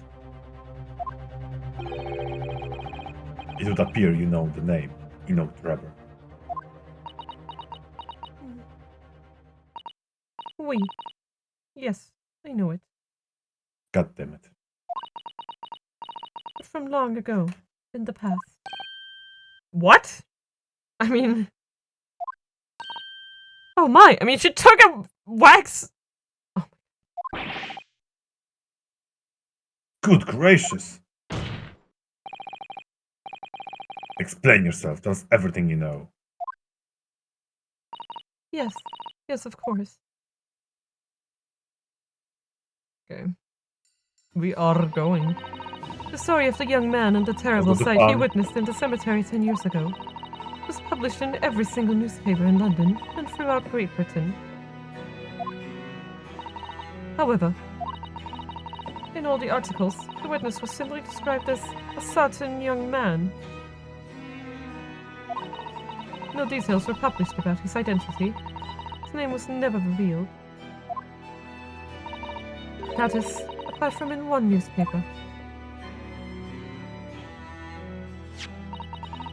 The Daily Circus. It is the paper from which comes the article I have already shown the court. I think that his full name was only publicized in that article? Goodness me, yes, here it is. The university student who experienced this shocking event is Mr. Enoch Drebber. This disciple of science at the University of London and resident of its student dorms. Unbelievable. Unbelievable. Unbelievable. Unbelievable. I'm sorry. When I read the article, I went to meet with the man. His discovery of the condemned criminal coming back to life in the cemetery in the dead of night To make a perfect exhibit for my House of Horrors, whether it was the truth or not. I saw the man. He was already dead. I see. So you were. So do you ever wanna? Do you ever? So you went to meet Mr. Depper. You know the scope, the waxwork of the man. Did you? Exactement. He was studying science at the University of London in those days. He was just a poor student. Paid him £5 to model for the waxwork. And since that time, it has been in my museum to recreate the scene of terror from the cemetery. Terror.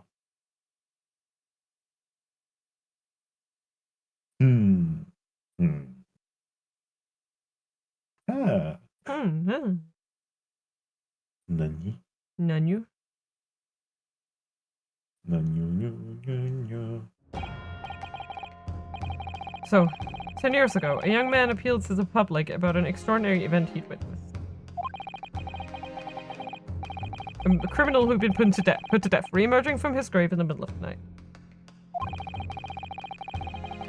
But the public treated his claim as nothing more than an amusing anecdote, and it was soon forgotten. 10 years later, the same man steals the waxwork model of the executed criminal. Ostensibly to use as a body double for the victim in the case we're discussing here today. Oh, also the thing that I was... Wait, I just wanted to double check. The thing that I was thinking... where is it? Where the fuck is it? No, that's not the one. Everything is a court record. This. Yeah. Wait, okay. I realized I can't see my cursor. I see the... Yeah, I can see you. I mean, the stream cannot, but I can. Yes. The, signature here. Yes. Which one? Of Aspen. Oh, dearie me! Anyway. You know, I'm kind of starting to see where this is going. Anyway. I must tell you something. It's quite an achievement to not have a different signature after 10 years. Yeah. I will say, I mean, consistency is definitely something that man has.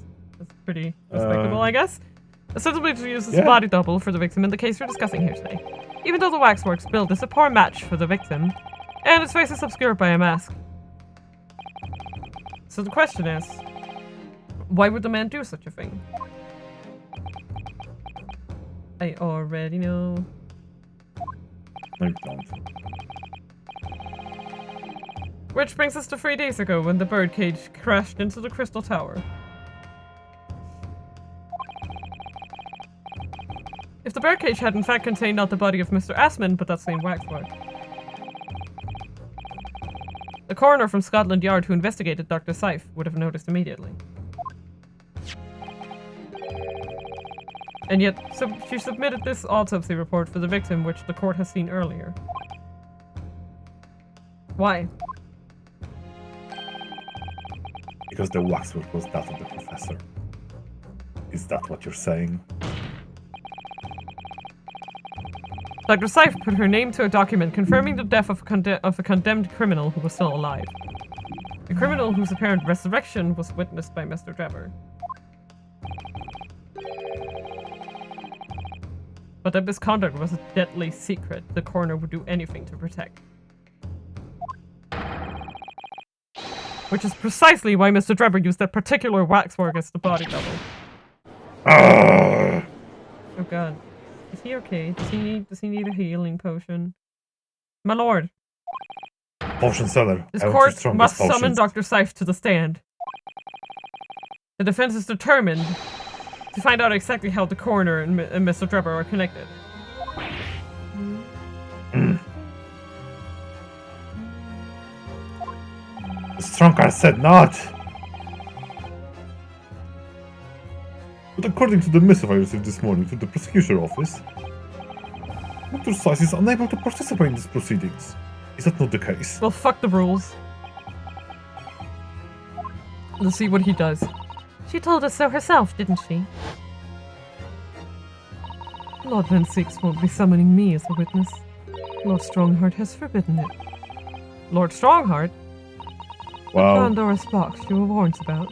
It's the Professor case. But please don't make the mistake of thinking you'll get any information about it out of me. Fuck Damon you. Gun has favorite. I mean, the Strongheart. Something happened on the night of that killer's execution 10 years ago. And surely, nobody would want to get to the... Yeah, nobody would want to get to the bottom of that more than Lord Van Zieks. Ah! Oh, so Van Zieks like bottoms. You're debating him. You do be baiting him.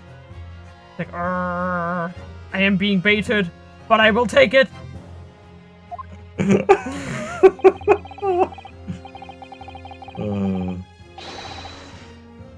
The prosecution calls for the instructions in that message to be scrapped.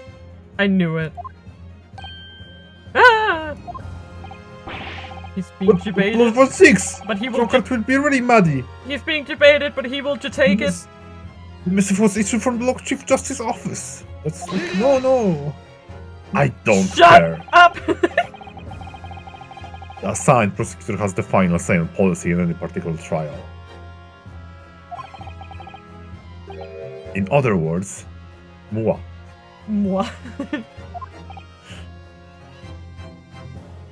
Yes! I got it!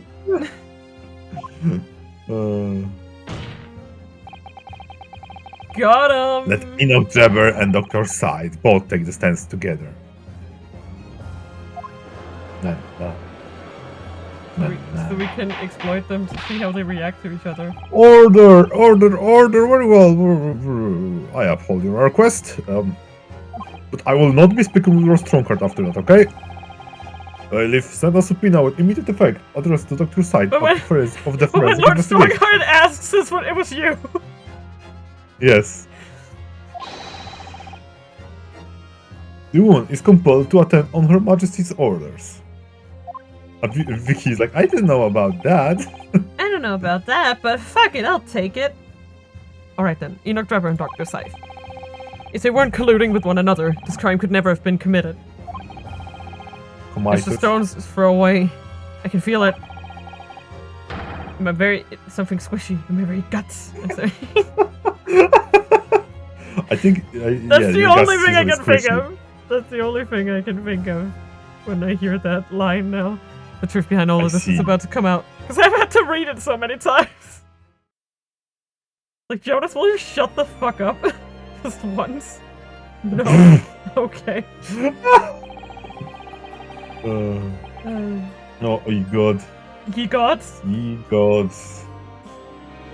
Thank you for your attendance at such short notice, Dr. Scythe. It's almost like you were in the antechamber. I'm disappointed in you, Lord Van Zieks. Oh, she's still there too! Oh, I am disappointed. You've completely... I like the shoulders and stuff, yeah. Yeah, just shows. You've completely betrayed the agreed policy of both Scotland Yard and the prosecutor's office. I don't remember anything about it. Betrayal is not in my nature, as long as the truth isn't compromised. If it is, if there's even a hint of wrongdoing, then no matter who it concerns or disgruntles, I will pursue the matter up to the bitter end, as would any prosecutor worth his salt. Yes, tell her. Mr. Trevor, you took the victim's life by means of a machine that you constructed in your workshop.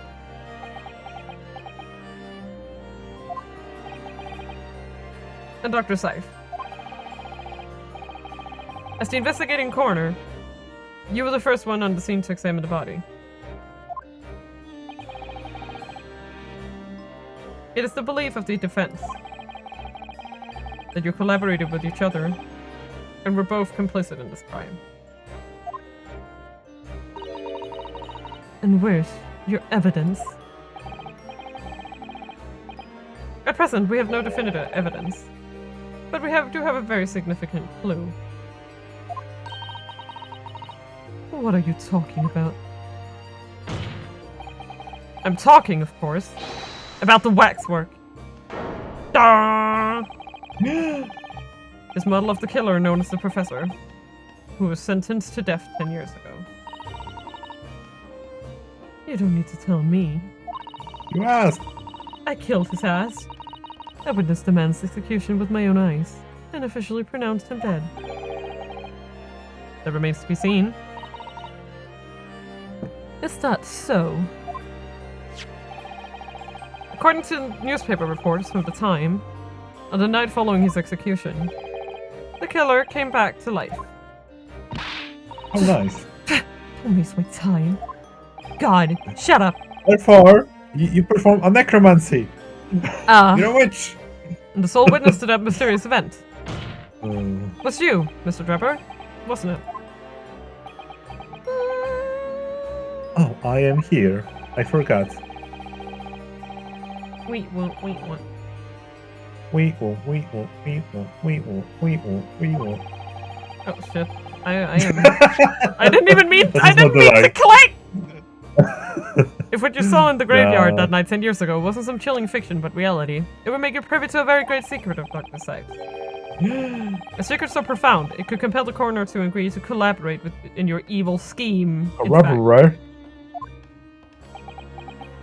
Koraburu. Koraburu. Mr. Drebber, tell the court. Tell everyone the truth of what you saw that night in Lowgate Cemetery. Chan chan chan. I do not understand.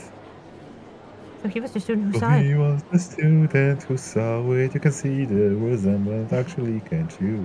With the man in the Adam to smoke. Surely he's not going to claim that it's really what he saw, especially not after all these years. He was a research student at the University of London, was he? Shut up, Not a bit Sean. too clever for his own good, if you ask me. Ka-ka-ka. There, here he comes.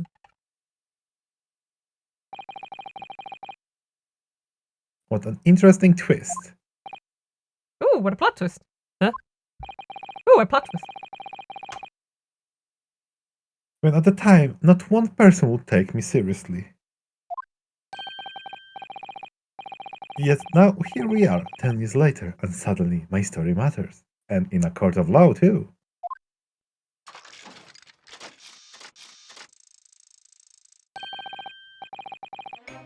Very well then, hit my music. If everyone so wishes. Let's be frank. I tell you the truth of what happened that night, for what it's worth.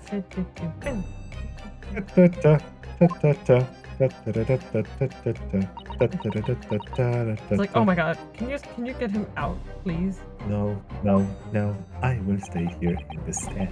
No, you won't get rid of me. So, Mr. Drebber, can you borrow me the mixtape of the song? No. And your testimony, please, about the events of that night 10 years ago. You will tell the court exactly what you stumbled across in Longgate Cemetery. You hear me? Whatever. Yes, of course, as you wish. Here I go. Here I go. Doing my With the moves. robot. Doing the robot.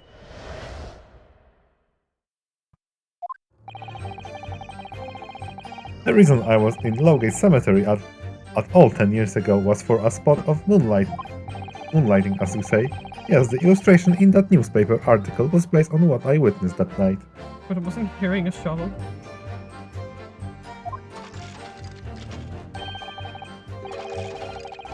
But thinking back now, I realized that I never actually saw the professor. Soon afterwards, I was visited by a young woman who sculpted a model of me from wax. Then I gave up on my dream of becoming a scientist. It was all because of that newspaper article. Aha, that's your motive for killing him, innit? Who? Don't worry about it. Wait a minute. You're claiming you didn't actually see the professor now?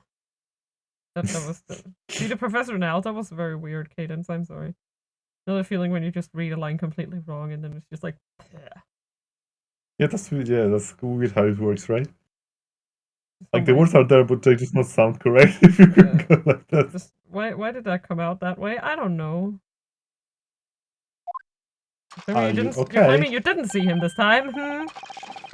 Of course, you'd have to have scruples if you believe a corpse could come back from the dead. You dum-dum. But... So you're saying this article is...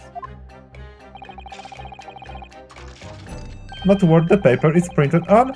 I think that would describe it perfectly, yes. Ah! Right in the life point. That was the lie. I was going to say that. I was like, yeah, let's give it up. And then it was like, I do. If the details in the article aren't true, this nullifies your argument for why Mr. Drebber and Dr. Seifert have been working together. He's discrediting himself to cripple my argument.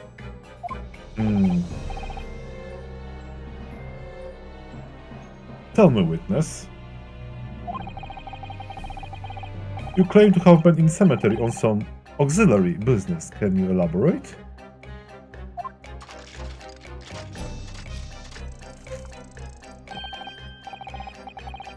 That's right, grave robbing to be precise. As you know, Lowgate Cemetery is at the rear of Barclay Prison. So among students at the university, it had a reputation for being haunted by the ghosts of the condemned convicts. Grave robbing, you say? Isn't that illegal? It indeed is. Yes, exhuming fresh corpses to sell is reasonably lucrative. Of course, I never laid a finger on any valuables buried with the dead. So you were one of the so-called resurrectionists, a particular unpleasant scourge on society. Actually, my fellows and I went by another name, the Repurperers.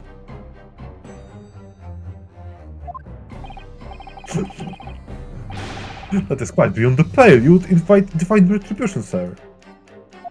Well, where is it then? Yes, well, I think I suffered retribution enough. The Daily Circus eventually unearthed my name and put it in print. The Daily Circus. Yeah. It caused me a great many headaches. In the end, I had to leave the university. That was the only paper with a bad grades to identify my unambiguously, I might add. I see. Oh, you see You would nothing. really hate the guy who wrote that article, hmm? Never. Out of interest, who drew the illustration for these articles? Ah yes, that was the reporter who exposed me. He sketched that right in front of me as I described the scene. What a dick. Obviously, as the time ticked on, I bitterly regretted what I'd done. Claiming to have seen something I never truly saw. Foolish. Very foolish. Very.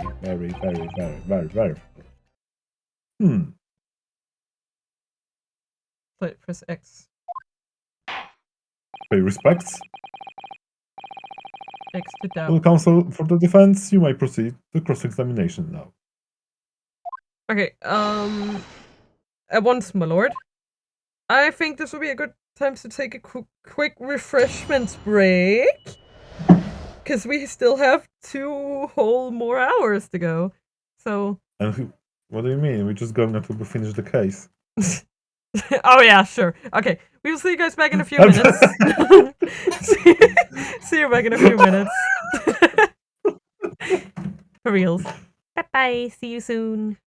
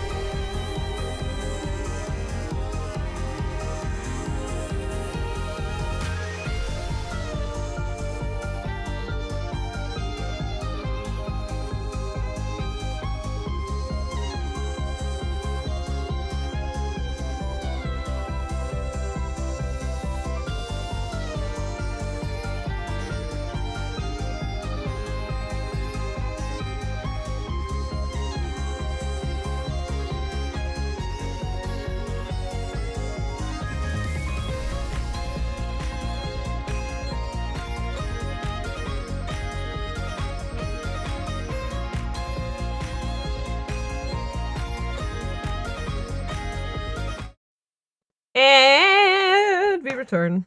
With some more. We do? Yes, with some more of this bullshit. Okay. Oh, 9. Oh, 9. Let's see what goes. Oh, say, can you see? Where is Mata? By moonlighting, you mean grave robbing, do you? Surely you only need to look at the graveyard scene and my appearance to gauge the answer to that. The lantern and spade. Wait, is spade? But who on earth would want to buy a dead body? Any major wait, hospital. Kadeli! Hello! Welcome to the stream. Thank you for the raid. Hi! A hospital? In order to better understand the human body, the study of anatomy is crucial to medical science. But there isn't a hospital in the world that has enough specimens to work with. Though obviously, they can't openly express an interest in obtaining more by dubious means. As aspiring scientists, we young research students have no money to work with, and I'm sure you can imagine. So we made surreptitious arrangements with the hospital via some of our medical student acquaintances. We would never take anything of value from the graves. This was all for the furtherance of science, you see.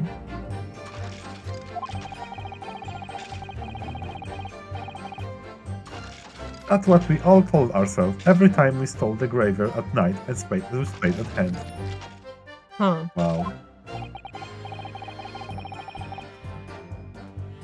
You realize body snatching is a serious crime. If you were caught, you could expect the gravest of consequences. Ha! We students were caught between the hammer and the anvil. We needed funds for research.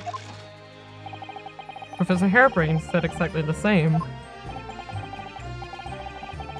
I'm quite speechless of the abhorrent level with which we reveal this abhorrent behavior. Well, if you wanted to know why I was there at Lowgate Cemetery, that's the reason. Oh, you got inky. But I never expected it to end the way it did, that I regret it to this day. I see.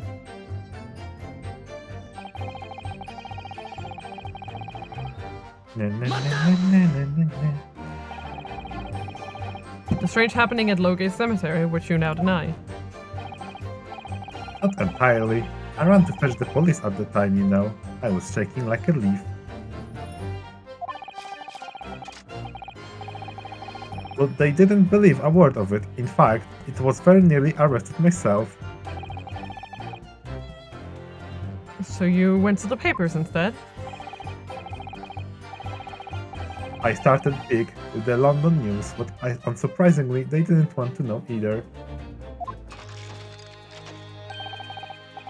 In the end, though, it was reporters from the gossip rags, the gutter press, that came to get my story. That makes sense. And it spreaded like a plague through the capital as a gossip-hungry Londoners laughed at the tale.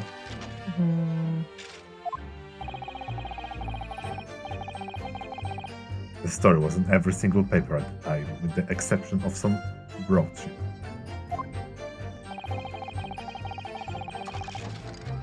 And yet only 2 or 3 of them actually interviewed me personally. Most of them accounts turn out to be very interpretive ghost stories. I see. Yes. I see. What about the article in the Daily Circus? That particular journalist found me at my dormitory. I don't know how, but he discovered my... So I recommend him exactly what happened tonight. Yeah.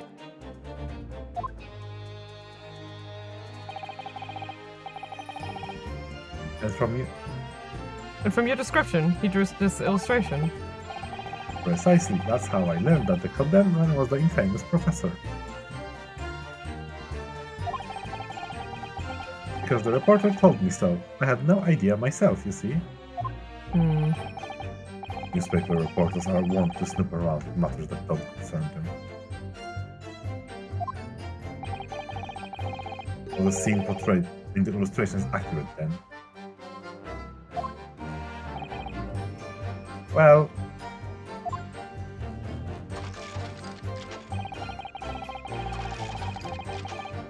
Okay, thinking that he's just like, no. Mom, What are you talking about? man. I think I explained it already, didn't I? Lowgate Cemetery is at the rear of Barclay Prison.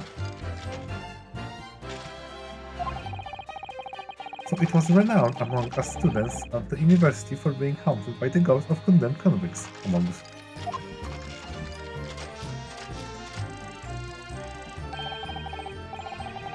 For some absurd reason, I was scared of the graveyard at night. And as a result, only too willing to believe that nonsense about the dead coming back to life. X. But you said you actually saw it. Mina, sadly, we don't have that button here. Eh? I said we don't have that button here, sadly. I said what I'd seen in my mind's eye. I see. Yeah.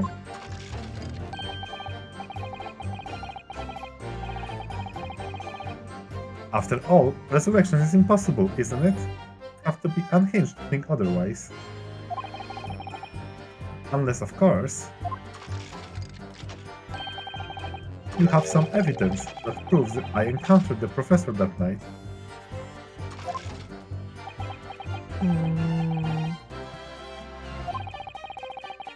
Is there any material of evidence that could show he really did see the professor? If you have anything at all, Mr. Naruto.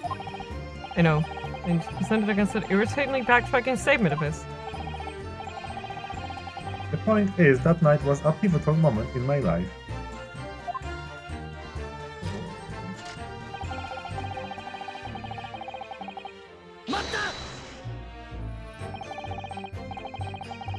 That young woman being Madame Tuspels, of course. Precisely, I must say, I didn't expect to run into her again like that 10 years later. As I have explained, I went by the name published in the article, and from sure I found the man. There he is. The article in the Daily Service, I think you said. I was a poor student with barely a penny to my name at the time. And the young lady put £5 in front of me. They readily consented to having waxwork of herself made and gave permission for it to be put on display. I did. I should sell what little I had to sell, I concluded. Ah, oui, I remember now. I purchased something else from you that day. Je sais pas. Thank you. Did you? I can say I remember. Uh-oh. What was it, madam? This camera. Ah! Oh yes, I made a point of talking with you whenever I made an excursion into a cemetery. Taking. Taking it with me. Yep. You think a camera would use, sir? To what end? To record the details of the bodies I disinterred. But I had no intention of ever revisiting a graveyard again after that night, so I sold it. I see. Indeed. But I still have it, monsieur. It is part of the special exhibit at my House of Horrors. I am very meticulous about such details. It is the Tuspel's way. So it would seem then that this is the very camera that Mr. Draper took with him to locate the cemetery on the night in question. Ah, that's what we need! Yes, interesting. Because it has blood on it, so that means we can prove that he saw... Spooky ghost.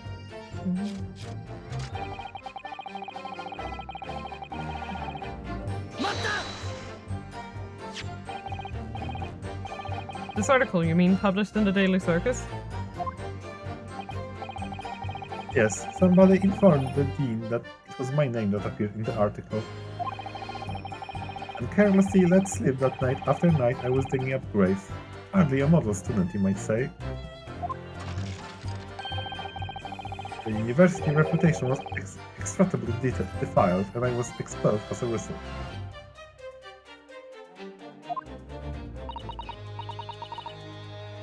Mon Dieu, I had no idea. And having been run off the university, you found employment in somewhat specialist trade.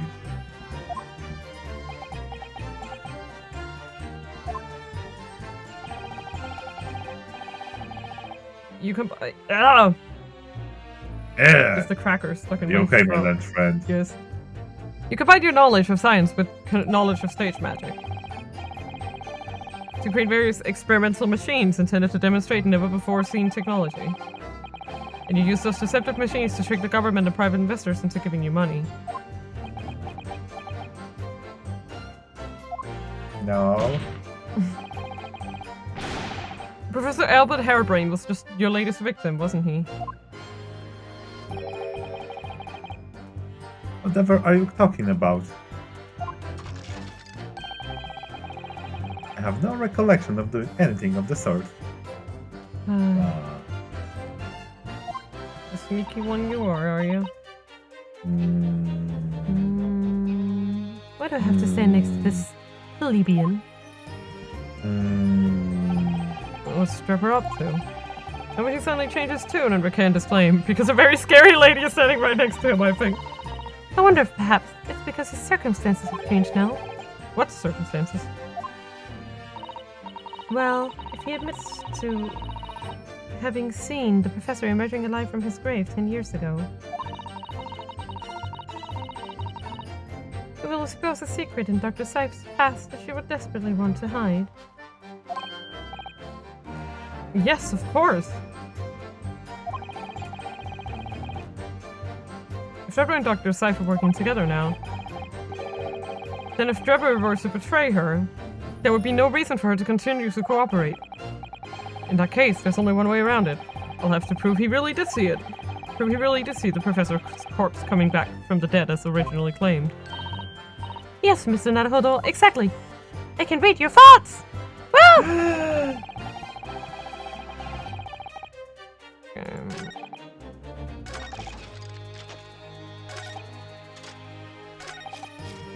Okay, I think it's gotta be this one then. And then the camera?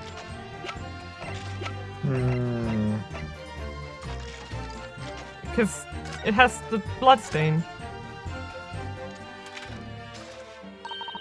And if the story is true, that would explain the blood stain. That's my reasoning. I mean, the reasoning is true. I'm just trying to figure out if there's like that between those. What I don't. I don't think so. I can't think of it. What else it should be. Yeah, just try it. But yeah. Let's just give it a shot. And about how she can't have clocks. No, okay. Can I skip this, please? The last statement, what seems to be an awesome amount of evidence! Okay. You task counsel to explain the somehow to the court, not the other way around. It just seems to jar though, don't you think? Okay. What I think is that the whole exchange has been extremely jarring, yes. Please reconsider this.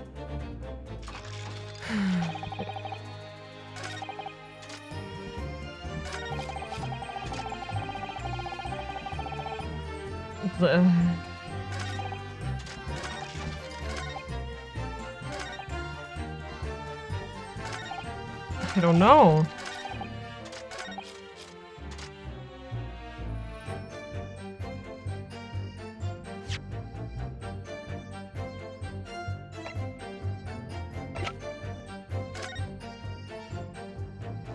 I can understand he had like a motive because of this, but I don't think it's time for that yet. No.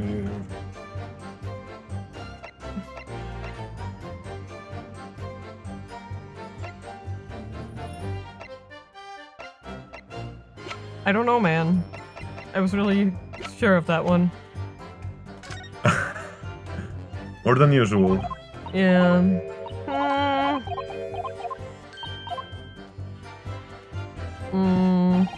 Well, okay. Yes, that's me thinking right now. Yeah. I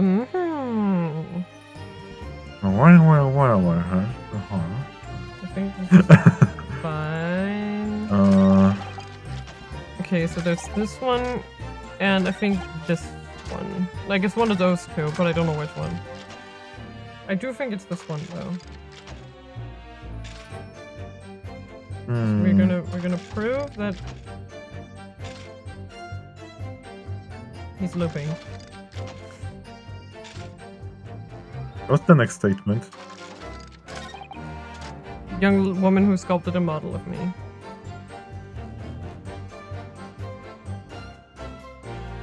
But this one I don't know. Wait. Yeah, okay, try camera on that. Should I press him or? No, camera. Try presenting camera on that. Oh, we'll try. Yeah. No. Okay. Is him skip? Thank you. You have a small idea. Okay, let me know, Cadelli. Hello. Thank you. Okay. Is this hard? Right, go on before, because okay, I think I know what we're jumping. Yes? Okay, so okay, it's kind of backwards, the same thing as in Judgment. With the professor's head? Remember about the Judgment when you say it to me, it's kind of a loopy thing. I think this is the loopy thing too. Loopy thing. So I process the article? What directly contradicts this? What directly contradicts this? The article? Yes. Nice. It's exactly the same thing, right? As the Judgment one. It's like, you know, it's kind of the obvious freaking thing, but like... No, you mean number 140. Yeah, you're right. Who sent that one again? Yeah, okay. Yeah, exactly. Yeah. Like, it's what I would call circular logic. Yeah, it's like we're on this topic basically, and he says he didn't, but he says he did. Wait, you saw it because you said he did. That's basically like what? Huh? Wait, huh? What? Oh yeah, it's like. Sorry, it's really Master Trapper, I don't believe you. Yeah. Don't believe what? Because I was thinking too far ahead, basically. Yeah, basically, that's why I was thinking, like, wait, we're probably skipping a step then, if camera is not it. It's like... Yeah. Yeah. Your latest claim. You did see the... Yeah. You did see the professor on that night 10 years ago. It's a really weird way to put it, you know, it's kind of... Yeah. Because we were talking about article the whole time, right? Yeah. The article said you saw it, and Rebel is like, no, I didn't. And like, no, it's not true. You said in the article that you did. Like, what? Yeah. Like, I'm glad we have gained a deeper understanding of each other's languages after something that dumb happened in Judgment.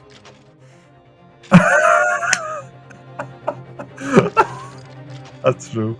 I find it kind of... How do you seem to be at us, but I was there, and you're not. I know what I didn't see. It's like, it's so weird. It's like, you have a, it kind of feels like you have this Math A exam, and the question is, what is 2 plus 2?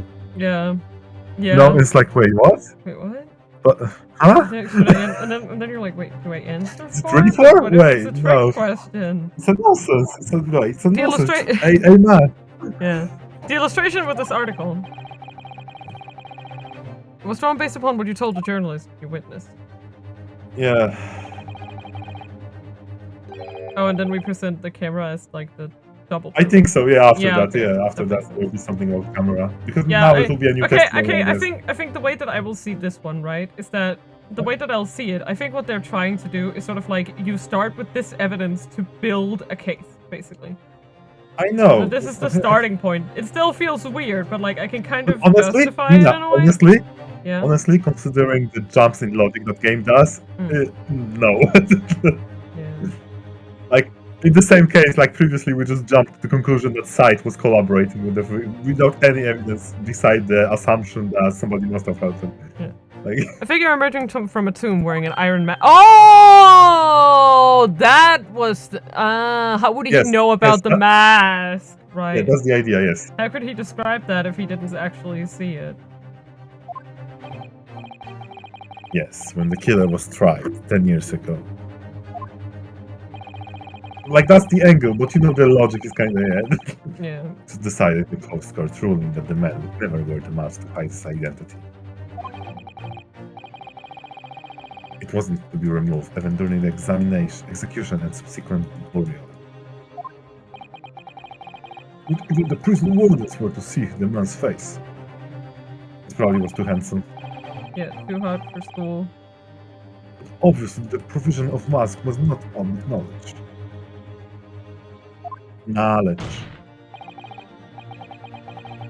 So, Mr. Drebber, as you've just heard,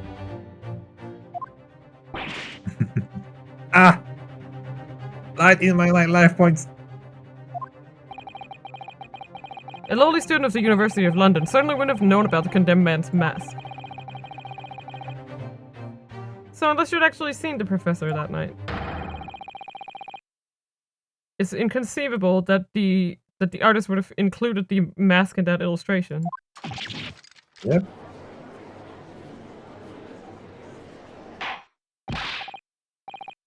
Order! Order! Well, Mr. Drummer. Oh, don't you just fall to me. Come on. It's a vile sin, isn't it? If you look closely.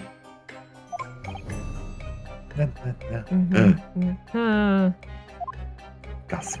In my life points again. And Ow. I've never already been pains to point out. It was I was utterly petrified. First I was afraid, then I was petrified. Why I had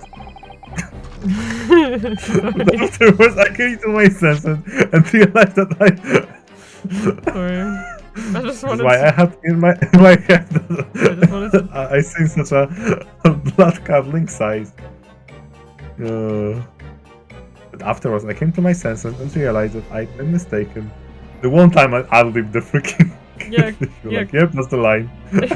I did it on purpose, okay? But it was kind of funny to just like leave it on purpose. that. You had the purpose. You're still saying you didn't do it? You didn't see... I did not. I did not. Oh, hi, Sai. Oh, hi, Van Six. You mean Bob? Oh, yeah, Bob. Man 6 is just taking over Bob's identity because he wants to draw dick butts so bad. He's like, I want his job. You're still saying you didn't see it? If you're stubbornly sticking to that story, witness, you're going to witness my finger! And amend your testament to explain exactly how you think your eyes deceived you. You hear me? Of course, only too happy to oblige. He's kind of being a sassy baka. I can't believe he's still not going to concede the point. Why would he?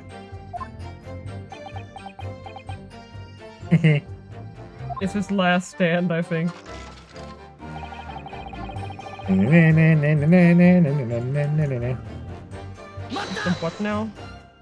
The matano.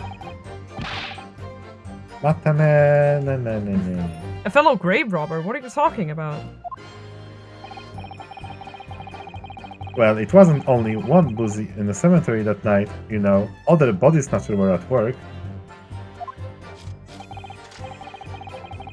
Of course, when I saw one emerging from the hole he dug, my head nearly stopped. That doesn't explain the mask. So that's the terrifying sight I actually saw, you see? You're claiming it was just another student on equally insalubrious business as yourself. Damn, I'm smart. Many of the medical students would wear metal masks to protect them from bacteria during dissections. Clearly the fellow was using such masks to protect his anonymity. Didn't you say? Hey, that doodly moment. Wait, a doodle ding dong. But there's more to the story, isn't there? The article goes on to say. I just want to say that it's so easy to forget that Albert Herbrand is the defendant in this case. Yeah, he's just like not in this part at all. He's like, what's This case is like completely out of the freaking what is this about? What's this about? Oh, thank you for asking, my dear fellow. Let me explain. In the next second, a gunshot rang out suddenly from behind. The bullet pierced the resurrected man's chest, whose breath then stilled once more. You know what I love so far?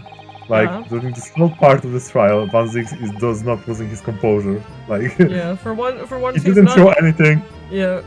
Wow, yeah, I haven't even had to use my list today. Yeah, exactly. That's what I'm saying. Like, Van Zix is really... Docile What? all of a sudden. Yeah, maybe it's because of Bob. You might assume that the sexton discovered by the miscreants at work, perhaps, and fired upon one of them. If Gravedigger had shot someone in the cemetery, I think it might have been rather big news, my lord. Lord? Oh, yes, well, I can only assume it was an embellishment, bolted on later by a reporter. Kashira? Oh, she is. She's Holmesing. She's Holmesing. Madam to spell! Yes! Don't take it out of Mr. Schultz. I will do what I want. Oh la la! Oh la la, Pardon. pardon. I was lost in my thoughts. I wanted to It's Sean too. abuse a detective. Would it be fair to say that Mr. Trevor's last remark was significant to you in some way? Remark. I thought it was a little strange, that is all. How Monsieur Trevor could claim this now. If you don't mind me saying, madam, what are you talking about? Well, when I met you 10 years ago at your university dormitory, you recounted to me about your adventures in the cemetery, no? Including the gunshot. Stop!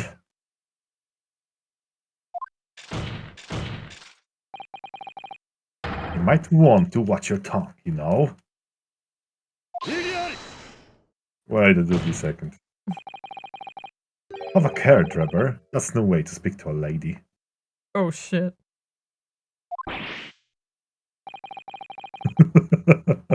Please, Madame Tuspels, carry on. Of course. Music restarts. Yep. She just like winds up the music box.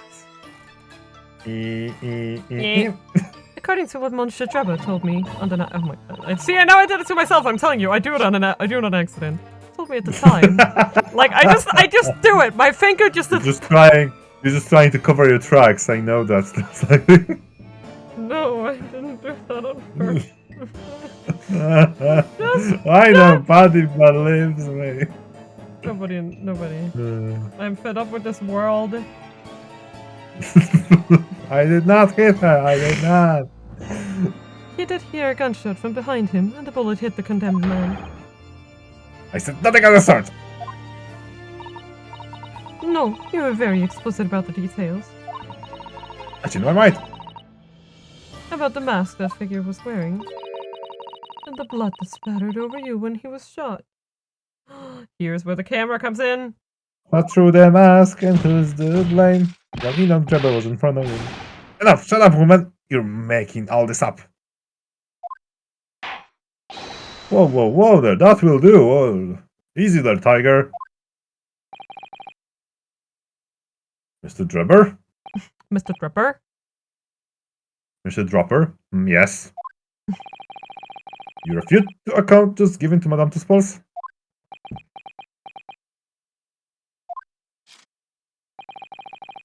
I have no recollection of ever saying those things.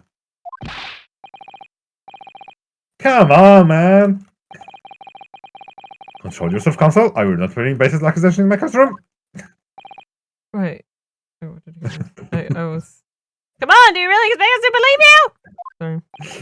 You know the feeling when I it think goes your by brain- so fast that your brain does not manage? Yeah, your brain is lagging, yeah. It's like, Under the circumstances. I think it's best that you supplement your testimony with a statement to clarify your position on this witness. Very well. Hey Bob, what do you think about this? Bob, do you even move? No, he doesn't. Are you sleeping? God damn it, Bob, you're sleeping. I mean, this is the time for the camera, yeah? Yeah, but Madam Spells has testified that you told her about both of these details. I think you're doing a lie. What? That's no, Mina. That would be a crime. You heard about perjury? Not true. I said nothing of the sort. 10 years have passed. Without material evidence to the contrary, you have no grounds on which to question the witness' word. Ah! Tell me, Madam Spells. Oui. What exactly did Mr. Trevor say about the blood that apparently spattered on him? Alas, This was what he told me. all of it. I didn't even. It was like, you know that feeling when you try to transition into the next part. Yeah, with the Yeah. allures. I'm just baffled by the allures popping up. All of a sudden, he had a very large gunshot from behind his back. The bullet hit the figure who was emerging from the tomb in the middle of the chest, in his heart. One dreadful sight after another.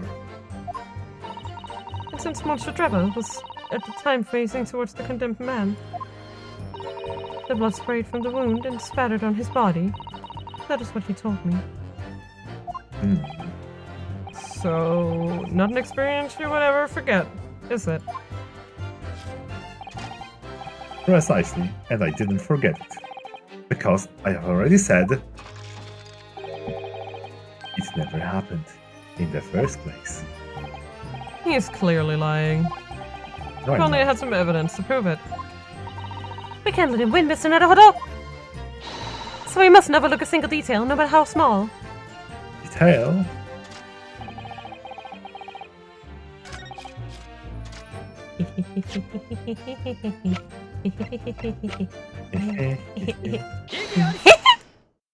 Hey, you bastard! Mr. Draper! Do you remember this camera?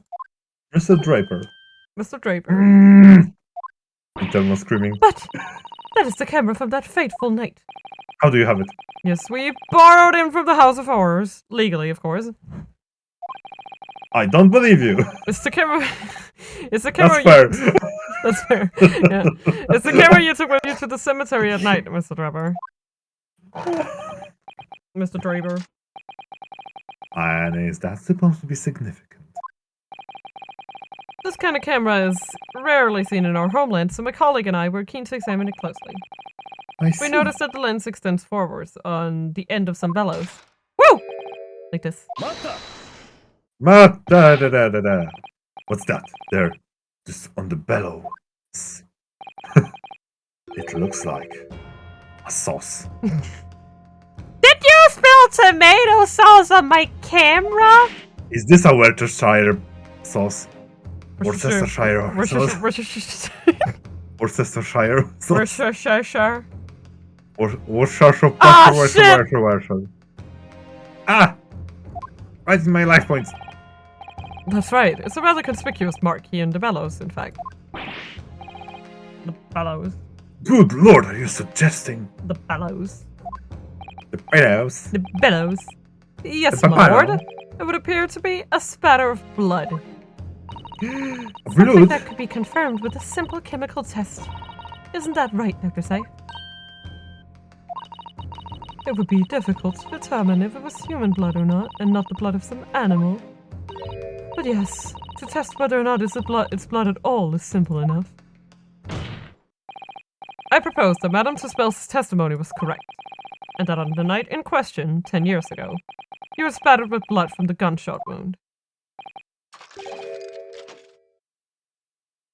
Well, And that furthermore, you really did witness the condemned professor emerging from his tomb. Oh no, he's broken.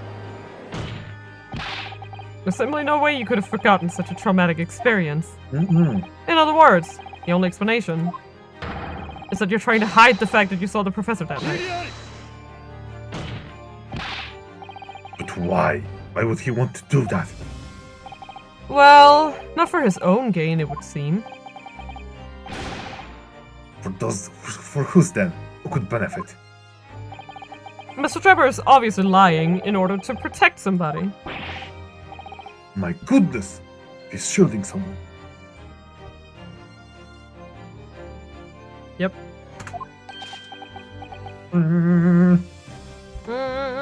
Trevor, oh, he's looking Unsafe. right at her. Unsafe. Yes, my lord. And clearly,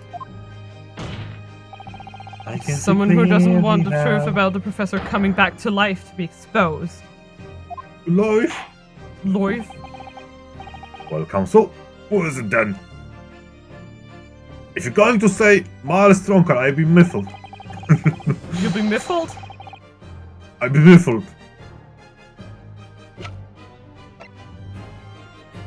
Maybe it was Bob.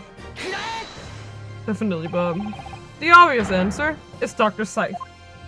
I didn't sight it coming.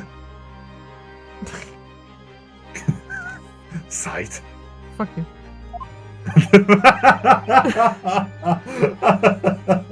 So that's the best you could come up with? Yes. Whatever do you mean? I'm very miffed. I hate puns.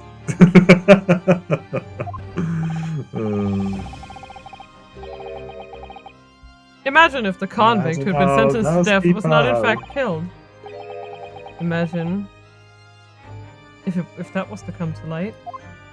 Then we disable the light. What are you insinuating? But there is a light in the room. And imagine if the convict in question was the country's most hated mass murderer. I hate it. If it was the professor. Yeah, that would be unprecedented scandal. I will be miffled twice. Double myth. This is beyond a joke. Did I point out that the dead cannot come back to life? Excuse me, Van Zig, there is this necromancy going on. What are you suggesting would mean? That execution never actually happened. Yes, that's exactly what it would mean. Once a man is sent to the gallows, he hangs. No one could escape, not in Great Britain.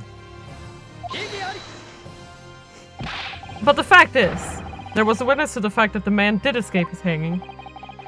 If that were really true, Council, implication of misconduct would not stop at supervising coroner. Could taint the honor of entire judiciary from the ground up.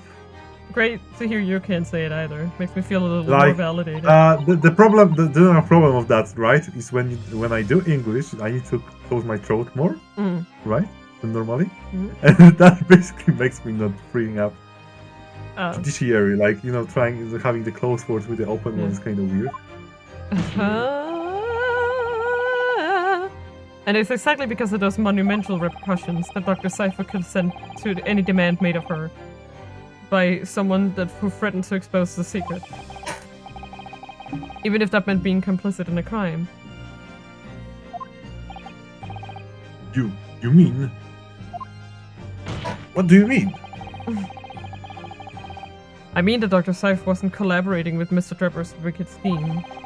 She was coerced into collaborating in order to protect her decade-old secret. The card? She switched the dead body of Mr. Assman with the waxwork model and fabricated the autopsy report.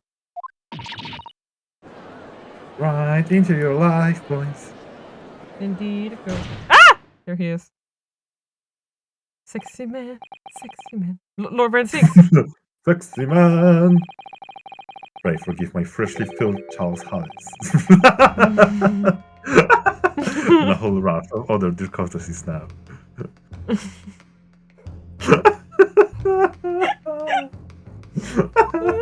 is that so funny? My freshly gracious, I filled can see hallowed us chalice. Chalice. It's just the sort of tall tale Londoners would enjoy, I grant you. Am I right, Bob? Fucking Bob. Fucking Bob won't even answer me, God. Oh my god. My learned friend. I'm on a case. Wait, what? Yes, I'm on a case. I think Madame Tuspal switched them. The Bob right beneath me is a freaking waxwork! Oh. An executed clear rising from the dead. A Scotland Yard cover-up. A conspiracy at the highest level. But let me ask you one thing. But only one. What's that?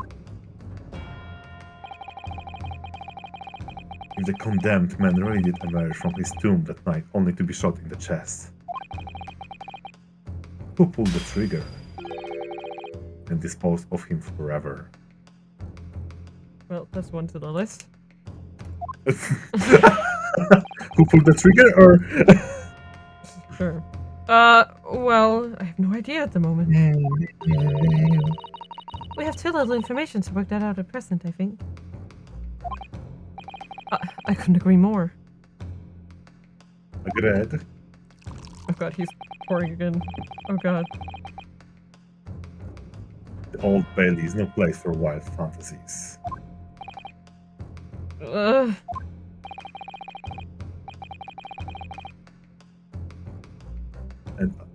And have you yet considered this, my learned police friend?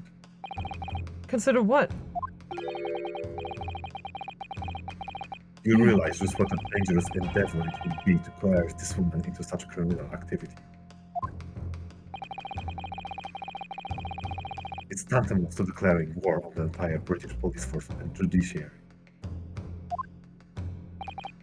Yes, quite. A hearty imagine that the sum of money being offered for research could have worked it. You know, that's definitely needed. To rely on some staged deception when much is at stake would be madness. Well, I suppose. So, yeah, that's me too. Like, this was no petty crime either. The victim was murdered. A man who already invested money in the venture would be instrumental in future profits too. Yes, I had no reason to kill Mr. Asman at all. Oh, here it comes! The motive! No, I didn't have a motive. No. Or are you forgetting that his death resulted in me receiving a single penny? Cart is already aware of the contract between myself and victim, no? There is a contract, that's very true, yes, it's a paper, yes, I see the paper.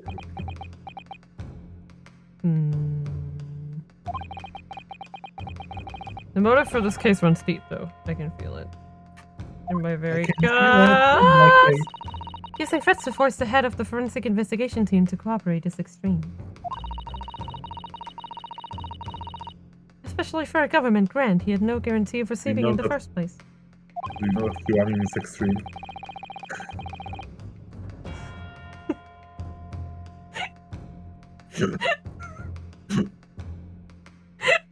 Oh my god.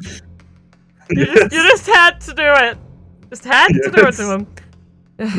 If the research grant was the aim, taking Mr. Asman's life would have made no sense anyway. Which means Mr. Drever's motive wasn't money at all. He was just trying to kill Mr. Asman. But why? What was his motive then? Motivation. My time is now, my friend. My time is now. It do be. I'd say you have one last chance before the jury loses their patience with this charade. Serenade. Ah! What was that? Nothing. Let's see if you back up your heady portfolio, shall we? Ah! That's another one. How do you explain this engineer would show all caution to the wind and threaten his own country?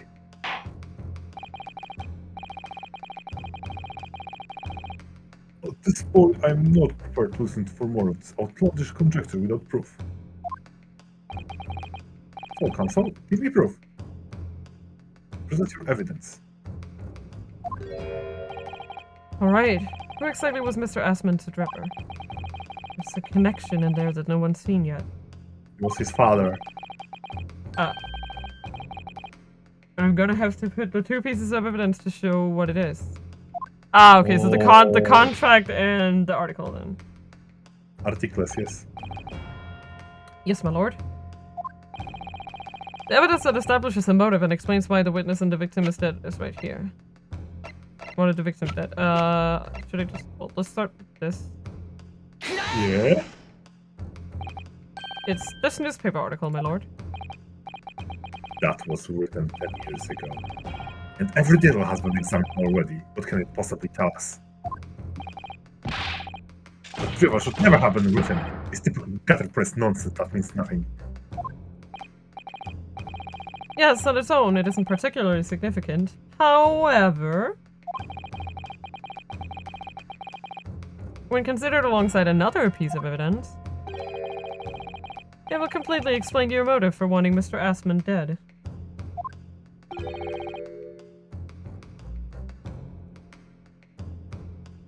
It's you. What other evidence?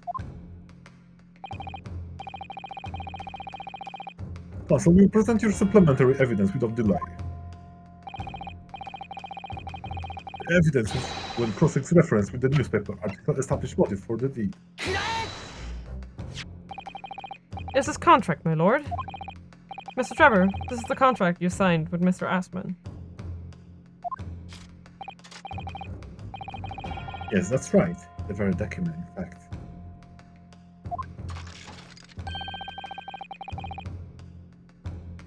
That proves that I had no reason to kill the man. Au contraire, my friend. No, I'm afraid not. What? I love this. What? It was just like, au contraire, my friend.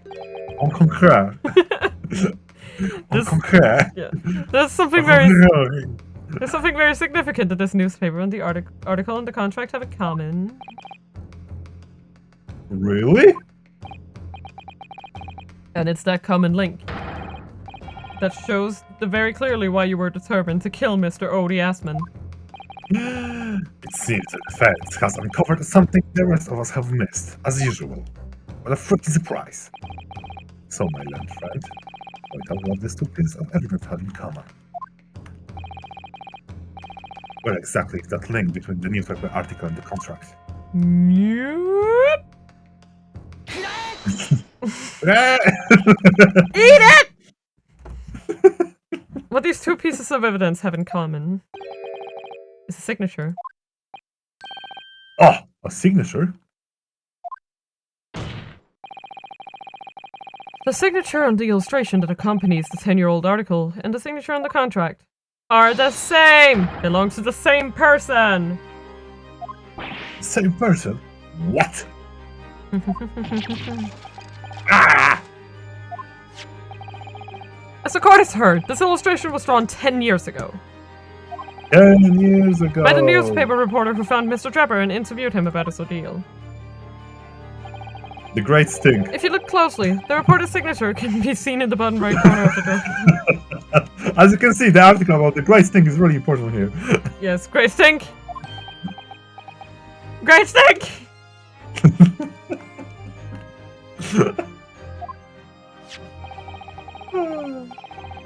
And if you look at the contract here, what was signed between the witness and the victim last year. Au contraire. Au contraire, my friend. You can clearly see Mr. Assman's signature on the bottom. Because he's an ass man. Get it? Okay. Let me see now. Good lord, they're identical. They're identical. In short, They want the long version, Council. the journalist who drew the illustration and wrote the article published about Mr. Trevor 10 years ago was the victim of this case, Mr. Odie Assman! How does Albert fit into it?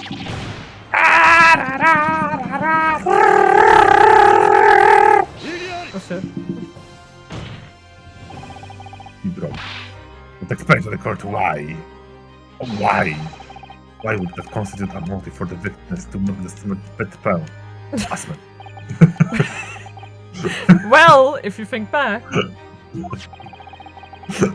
You remember that Mr. Drebber talked about that article in his testimony? Article. The article. Grave robbing, you say? Yes, Finnish corpses to serve reasonably lucrative. It's okay, we'll just take That that. is quite beyond the play. You will invite divine retribution, sir. Yes, well, I think I suffered retribution enough. We're just having fun today, I Lady feel. Curtis. Eventually unearthed, especially on the last hour. Yeah. My name put it print. It caused me a great many headaches. In the end, I had to leave the university. It was the only paper with a bad grades to identify me unambiguously. Then I gave up my dream of becoming a scientist. It was all because of the newspaper article. Article.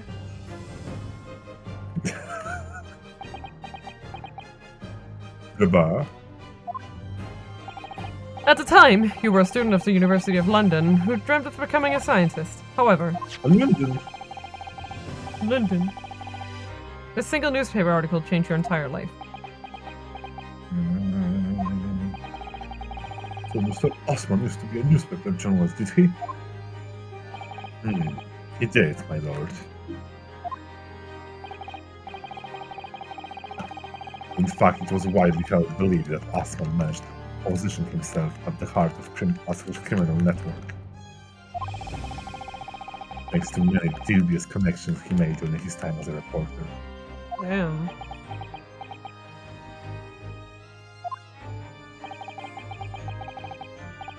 So you had to give up on your dream and leave university. You gave up on everything. Eventually you find yourself working in the field of science, but only in the shadows. And because of that article written by Mr. Asman, and all because of that article written by that... Enough!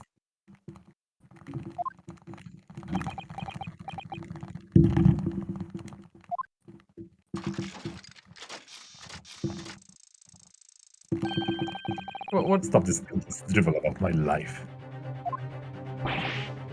What? Explain yourself, Mr. Drummer.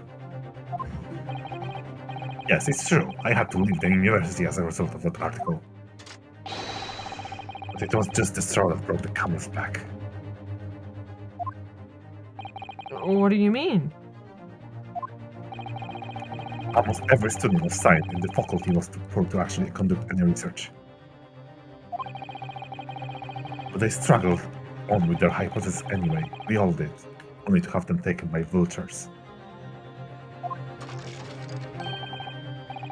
Sooner or later, you knew your ideas would be stolen and patented by some wretch or other after all. Like Edison? Good gracious! Making a name for yourself as a scientist in a climate like that was a miracle only a select few geniuses could ever hope to achieve. Personally, I wasn't one of the geniuses, so it was hardly a wrench. You say? No? A contra? Being forced out of the university because of the low grade was the best thing that could have happened to me. Gesundheit! Gesundheit! Thank you. Objection! Mr. Drebber, No! do you genuinely believe that? Of course I do! Who's better placed to know whether or not I possess talent for science than me? I'm sorry to say that your words don't ring true at all. How dare you! And I have evidence to prove it. Do you know? Do I know? Are you in a position to say anything about me? I don't know you from Adam. Fine, if you think you have evidence, go ahead. Show it. What could you possibly have to disprove the idea that I was happy to leave university because I lacked talent? You got trophy. Do you remember this, Mr. Trevor? We found it at your workshop. You stole it. Well, is that the Royal Society trophy for excellence in science? What exactly is this trophy, Council? I didn't know you were a scientist. It's the greatest honor that can be bestowed on a young scientist, my lord.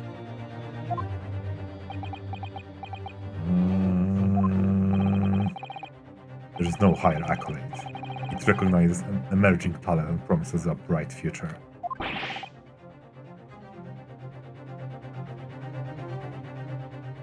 Good gracious, I forgot I'm reading the lines. Your prospects for the future were excellent, weren't they, Mr. Trevor? Like, Josh is really prone to forget that you... Yeah, why is it always the judge? I Because don't even know. then, you were a genius in your field.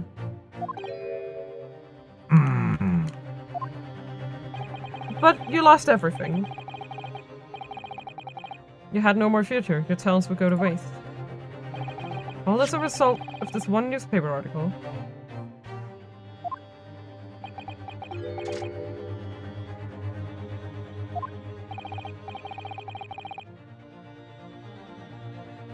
I don't know when you realized who Mr. Aspen was. But when it dawned on you that he was the same journalist who 10 years ago ruined your life,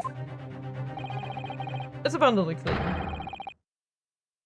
You had no intention of forgiving the man. Dun dun. Dun.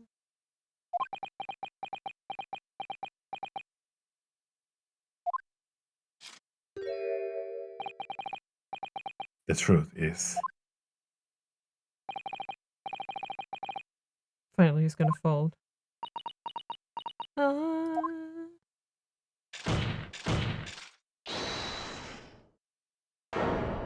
Hold it. Safe. I think it's Yeah. safe. Yeah. That's enough.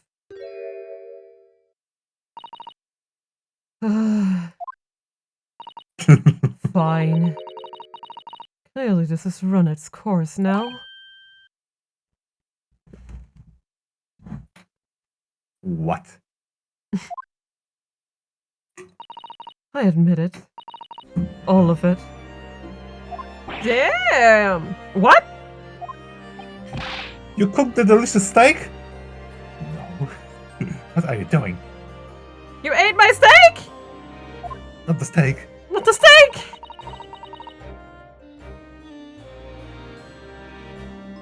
It's exactly as the Japanese man said. I was coerced into going along with this man's plot to murder the victim, on the condition that he kept my dirty secret from 10 years ago.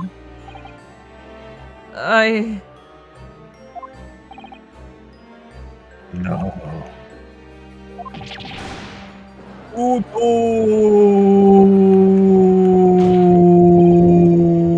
Look aside. What are you saying, woman?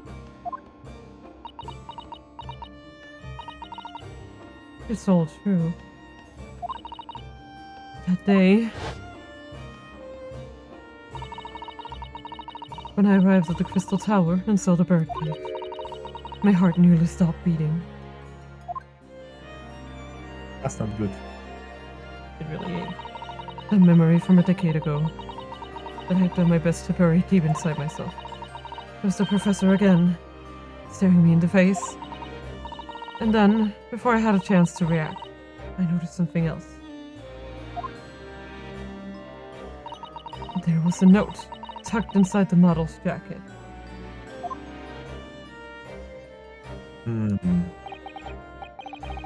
I think you should read it. I think Dr. Side, you will come along with my plan. From someone who knows the truth about what really happened that night 10 years ago. It says, Oh, dearie.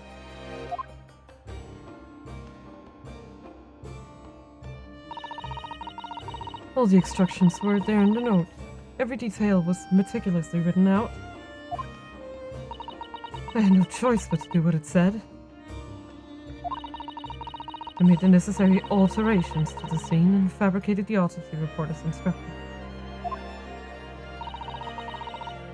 There was really no other choice. It had to be done to protect the judiciary. You know? I can only apologize now. I'm miffed. Miffed. So miffed. Naruhodo, I'm miffed. Ryu is just viewing. Why on earth would you buckle now?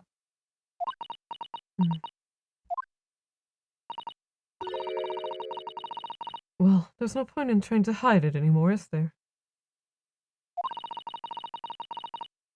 I would have done anything to stop it coming out. Even collaborate in a murder. But the great lie about that execution 10 years ago has been exposed. Whatever happens, I'm finished.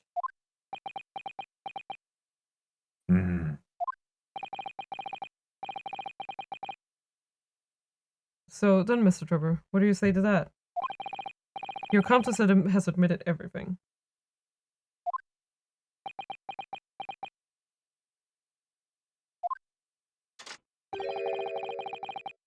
Surely it goes without saying. You admit your part in it too, then? Fuck, no! I admit nothing at all. What? That's just like, damn, good play. That big. Outstanding move. This machine was ripped to shred by an explosion.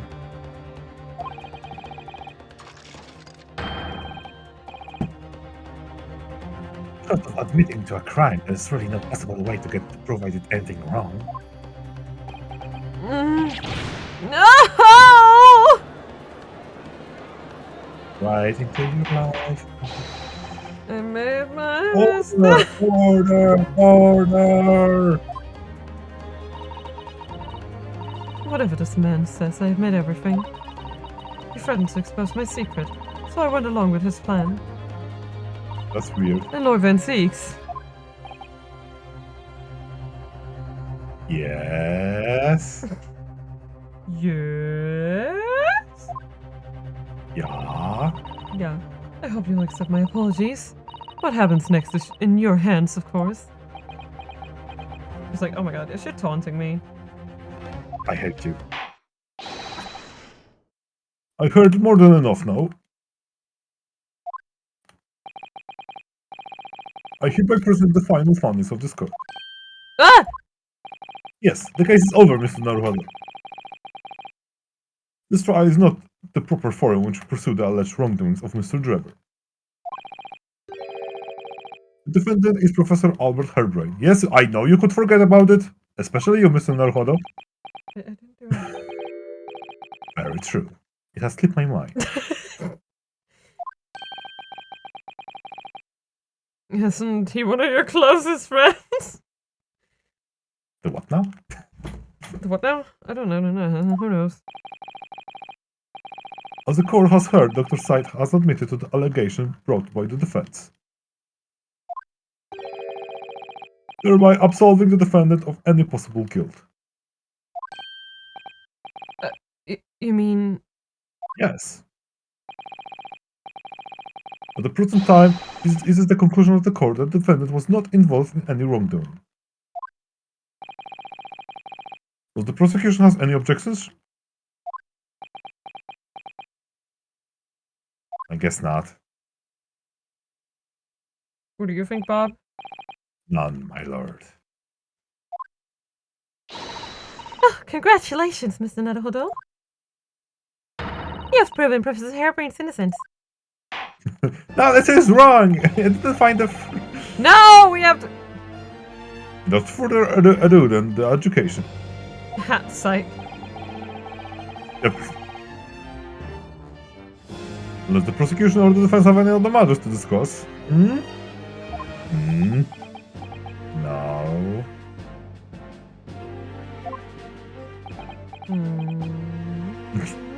So tense. I don't know. This doesn't feel quite right. Why did Dr. Seif suddenly admit to it like that? Is everything alright, Mr. Naruhodo? It's wrong, isn't it right? Ah. Like you said before, the way the trial is set to end now, the judge will certainly deliver a verdict of not guilty. Is that really what we want? What, the defense should be pushing... testimony?!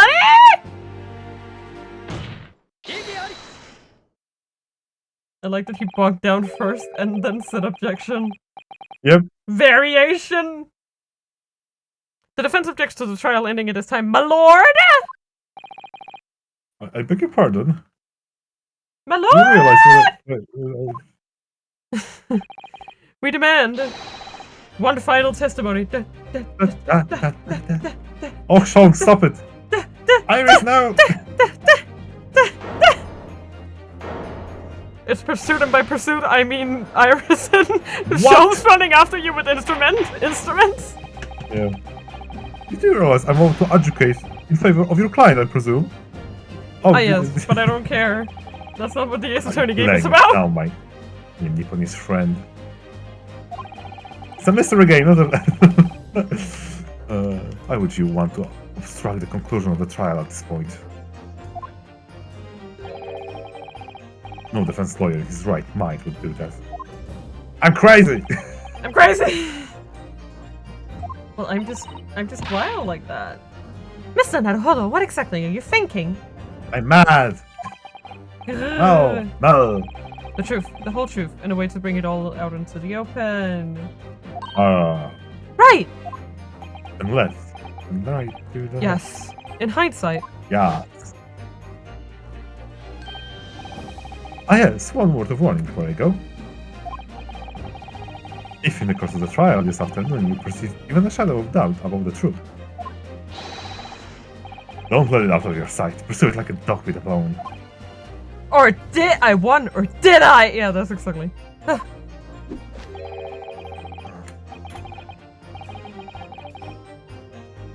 To the bitter end, you understand? Do not falter, whatever might come to pass. I'm sure Mr. Sholmes knew. He must have deduced that this would happen. Deduce. Deduce? Deduce. Deduce? Deduce. Deduce? Please don't need the weed. Yes, I'm...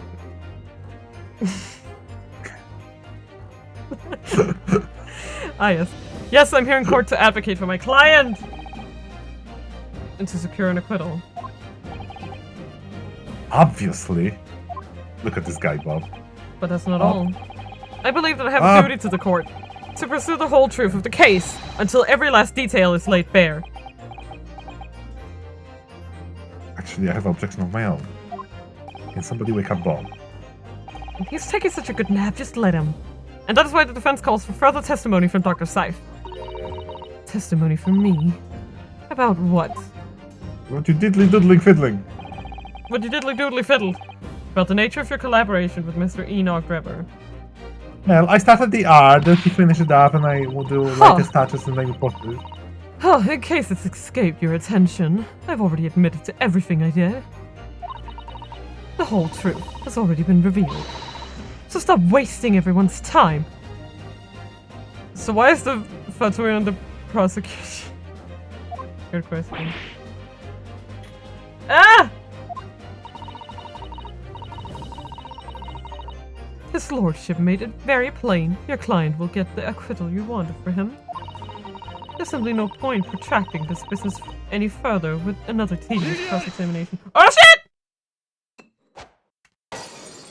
I got it, my dear fellow! I got it! Pray forgive my careless handling of the hollow bottle I slipped. That's what you call it? Yes, slip. What is your objection, Lord Von Six? The prosecution also calls for supplementary testimony from the witness. Don't be stupid. None? If there is more to this case than has yet to come to light, then I will join my learned friend in pursuing the fact until the bitter end. You what? Yes, we're dating now. Ah! Thank you. Lord Van Seeks. It's most irregular to say at least, like... The prosecution dating the defense. Oh, come on! Or the prosecution was the cause for it, I will uphold the request. That is like the least uncommon thing, and you know it! Hey, come on, it's 19... oh, no, you know, it's... Dr. Sight, you will testify for the court. Objection! I agree! I think Van Seeks is confused. Oh, I'm not.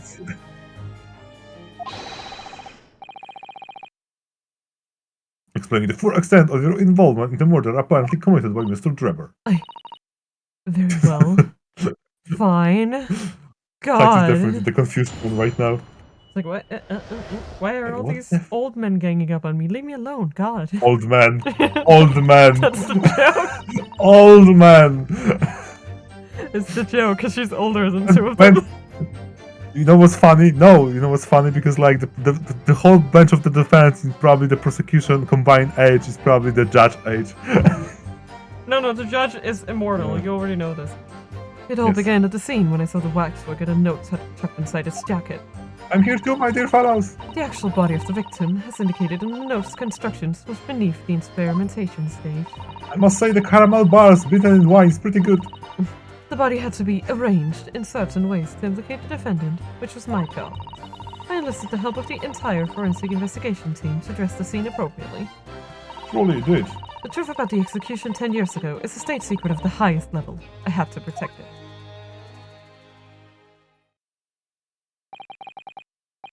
So I was right. The stage and the machine were all specially designed for the deception. It really doesn't make sense. So it seems. And all meticulously prepared. You did well to see through it. Why is she taking... Wait, why is she what? Why is she taking the blame for the Drebber thing? Like... Oh, you mean like why is... I don't know, like... I mean... The way that Ace Attorney cases usually go is that she's the actual killer somehow. You know that's how this goes. No, isn't the killer the friends we made along the way? You're a very shrewd boy. So kind of you to say. And what about this autopsy report then? All I did was record the location of the body as being in the Crystal Tower instead of under the stage. That's all? That's a terrible corruption. I mean, she would have had to stab Andrew into him too, right? Because that wasn't... Andrew! Andrew, yes! You will name him! You hear? The murderer, Andrew. Only my team were aware of the deceit, and then only under my explicit instructions. Nobody else at Scotland Yard knew anything about it, I assure you. Scotland Yard?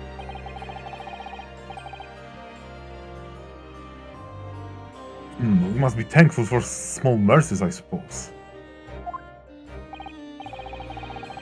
Well, I believe that testimony has clarified everything. There is no particular need for cross-examination, I would say. What about summation examination? Wait, what? No, I disagree. I can't shake the feeling that something's wrong!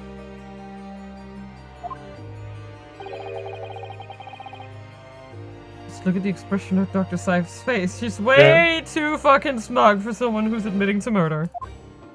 No, she didn't admit to murder, she admitted to freaking... I'm sorry, I know, I'm just tired. Yeah. Well, I'm gonna make her admit to murder. If the like, defense that's, is right... yeah, that's the point. Like, because if she, like... You did the murder! And the funny part is that Drebber probably doesn't even know that. No, I doubt it. Because, you know, the instruction was just to, like, have Andrew there to, like, implicate him. So. Or anything, yeah. Yeah, exactly. It's the defense's right to cross-examine any witness following testimony.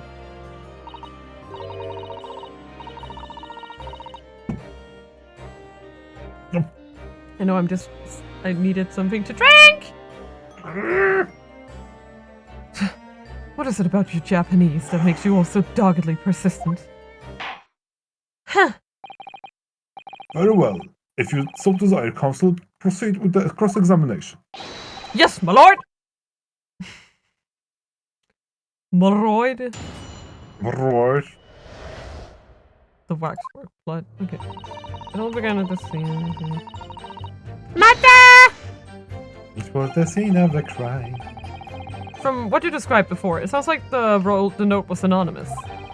Did you have any idea of who was behind it?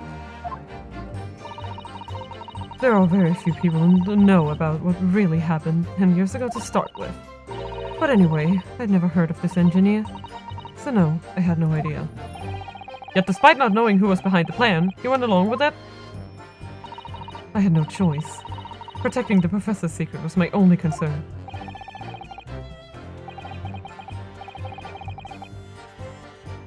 The horse has bolted now, and the stable door will never shut again. Scotland Yard's reputation will be immeasurably damaged as a result of all this. Yes, thank you, Lord Vincex. I'm well aware of that.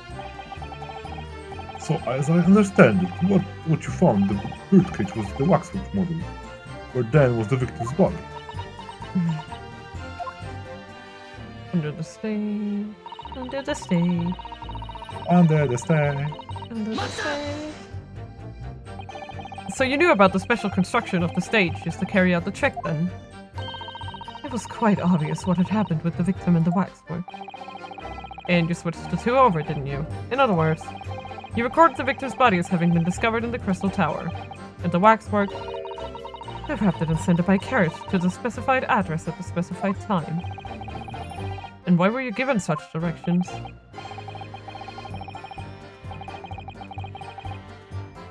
Presumably so it could be recovered by Trevor and returned to Madame Tussauds. I see.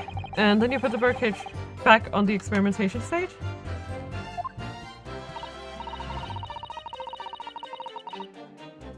Yes, although someone obviously made a mistake about which cages should go where.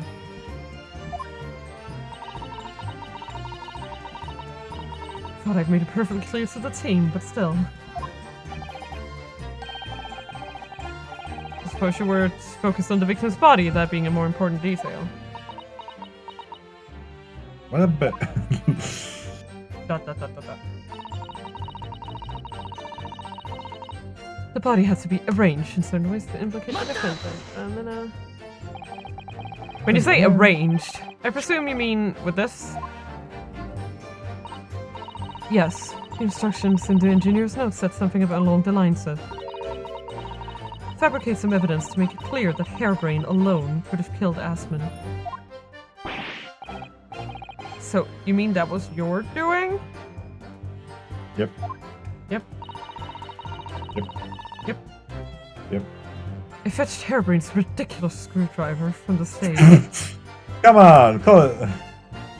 Come on, be a little nicer. And took it with me, alone, to the abyss under the stage where the bird. Be nice to it. You don't know what Ali could get next. Alone, Doctor.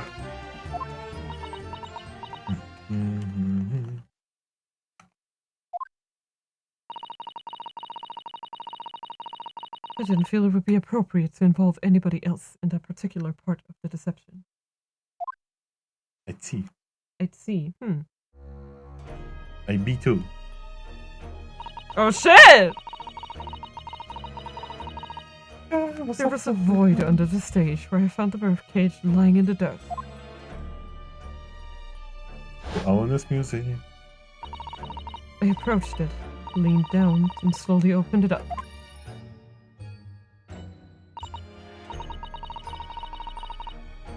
And I took the screwdriver in both hands and plunged it into the man's chest. Wait. Wait a ding-dang-doodly second! And then you noted that in your fake autopsy report. It's a fictitious cause of death. No, I think that was his cause of death! And she's really desperate to hide that. Cause that is so sassy-wassy! Sassy baka!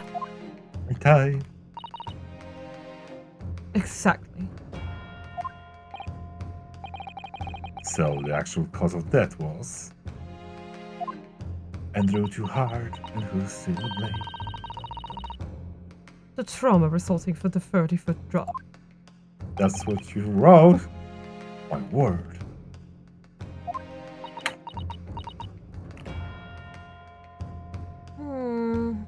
Well said, Suzato. What is it, Mrs. Sato? Something about that precise last statement. Trevor got you good! Yeah. It's playing on my mind, that's all. No, because... Yes, mine too. Cause. Okay. Cuscus? The blood! It's going downwards! Yeah. Hello? He would have had to been standing up, yo! Maybe he was bubblicious. Dr. Scythe! If that's your real name.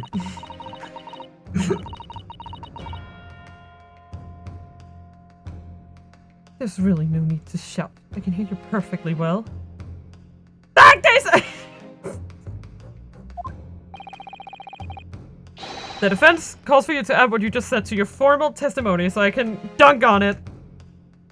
Dunk on it. Oh, which part? But I Choose wanted to wisely. supplement her testimony with this. Oh god, no, I don't even know. I know. The real cause of death?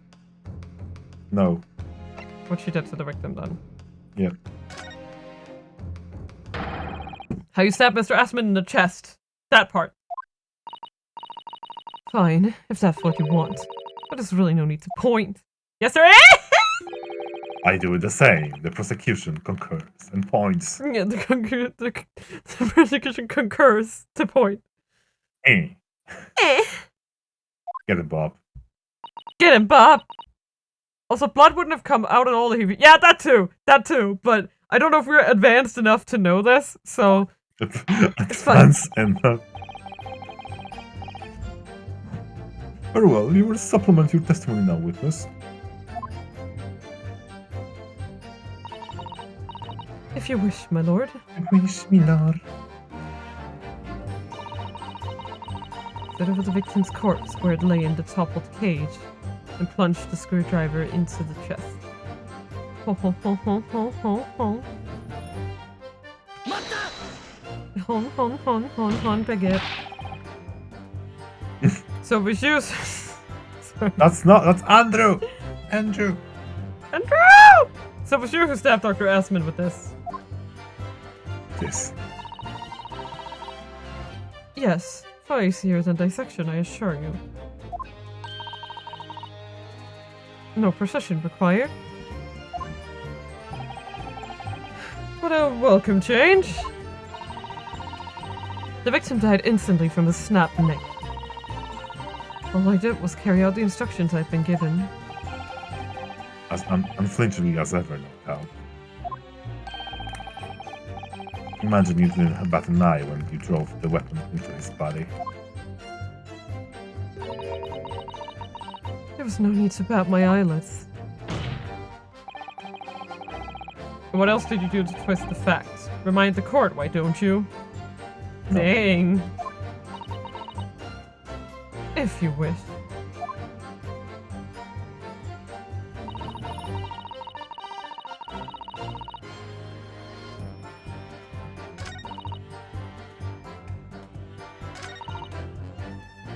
Okay, You know what's no. the most screwed up? What? That Mael didn't want her to be in court because of that. Yep. But at what cost? Faith in Scotland Yard is going to suffer a terrible blow as a result of this. And your precious secret is out now anyway. Yes, as you say.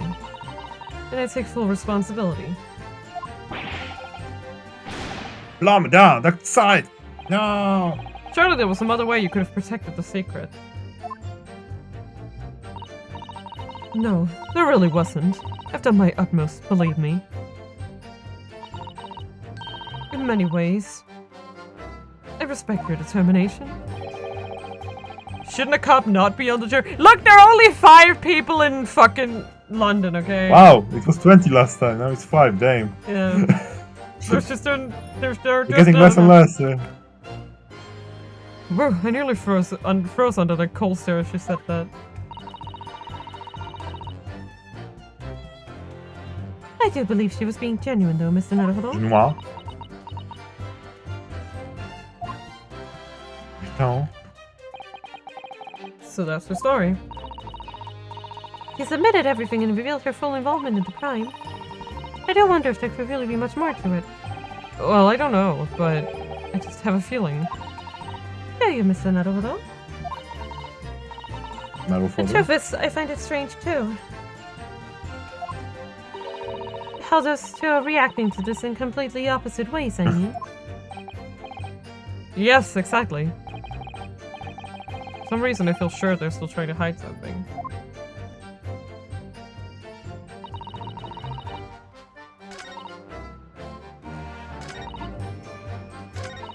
I think it's this one, because that was the one that was amended, right? Yep. And what do you want to present? This! Yeah. Because he would have been alive. He literally would have been alive when he got stabbed. I've got a nasty feeling in my guts that this inconsistency points to an extremely uncomfortable truth. The music! It's building! It's new music! Holmes, what are you doing? Iris, be ready. So if Drebber tricked her into killing the guy, was Drebber cool with taking the blame? No. So what we're assuming here is that Drebber assumed that Asmund would just die from the fall. That's what he thinks, right? But Scythe alone knows that he didn't die and in fact got up or something, and she had to stab him. She had to kill him. Because otherwise the whole plan would be bust, right? So she inadvertently ended up killing him to keep her secret. Like, that's what we're saying here. It's like, Drebber does not know about this. Drebber, he has no idea. He just thinks she stabbed it into a dead body. Yep. Like, I don't think he knows. And I don't think she wanted him to know. You know? What on earth is the matter, Council? Have you lost your tongue? Like, he genuinely thinks he killed Odie Asmund. I apologize, my lord. Dr. Scythe, in that last statement of yours, there's just one point. It seems to defy explanation. Out with it, my learned friend. There's an obvious inconsistency between your description and this photograph. I mean, I'm gonna point at the blue stain, which shows the victim in the birdcage, following the events that led to his death. Wait a doodly second. The court has already examined the photograph in depth. There's nothing new we can learn from it. Objection! Yes, we have already considered it, that's true. But we now know the facts to be different. What do you mean? The inconsistency is how his glasses stayed on during the fall, I know, right? He's like, oh, they fell off, I better put them back on. Whoop. First of all, he was rich, so definitely.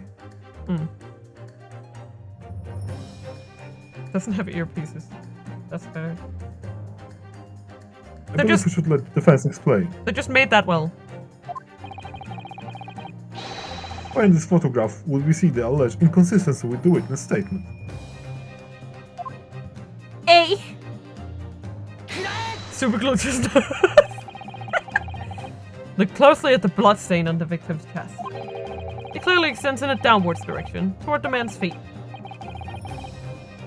And why is that significant, Counsel? If the victim was stabbed moments before the kinesis machine was set in motion, that's entirely expected. Oh, that's him. Okay. Oops. Okay, that's fine. What? We'll just keep going! Of course, no, that's not what happened. I'm sorry my voice changed for a moment there. Exactly, my lord. Shut up! Dr. Scythe made it very clear in her testimony just now. Big stretch! Oh! Big stretch, because I did bad! Oh, my shoulder, it actually does kind of hurt. Thank you. Oh no. Good stretch. Oh no. Good stretch! Ah! Dr. Seif made it very clear in her testimony just now that the point at which she stole Professor Hairbrain's screwdriver and stabbed the victim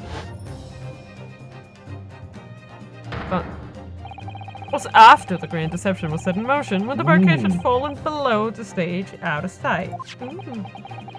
From the shape of it, it's clear that the birdcage would have fallen on its side after the 30-foot drop, and if the victim has really been stabbed whilst inside the birdcage in that position,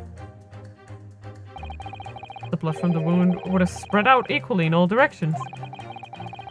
For it to have formed the longitudinal oh, I hate that word. Appearance we see in the picture is inconceivable! And it's also inconceivable that I can say words right. Ugh. Oh. Right in life points. Given that the victim's blood seeped vertically downwards from the wound, it must be the case that when you stabbed Mr. Assman, he was standing up. He's an Assman. In short, Dr. Seif, your latest testimony was a total fabrication. You did a big lie. Not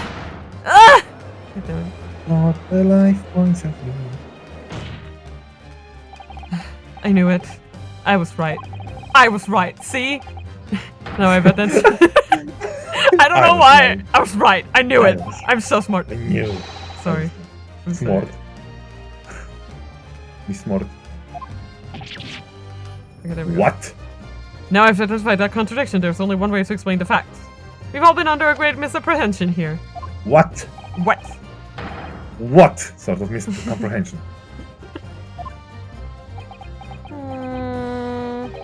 Dr. Seif. You claim you were coerced into helping Mr. Drebber as a result of the note he left in the waxwork.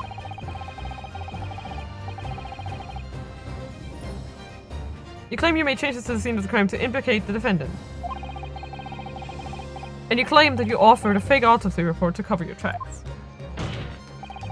But one of those claims is an out-and-out lie.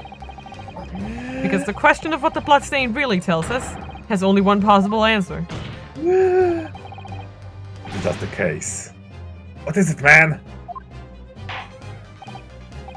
Counsel, you've clearly stuck upon the revelation. Now tell the court what it is.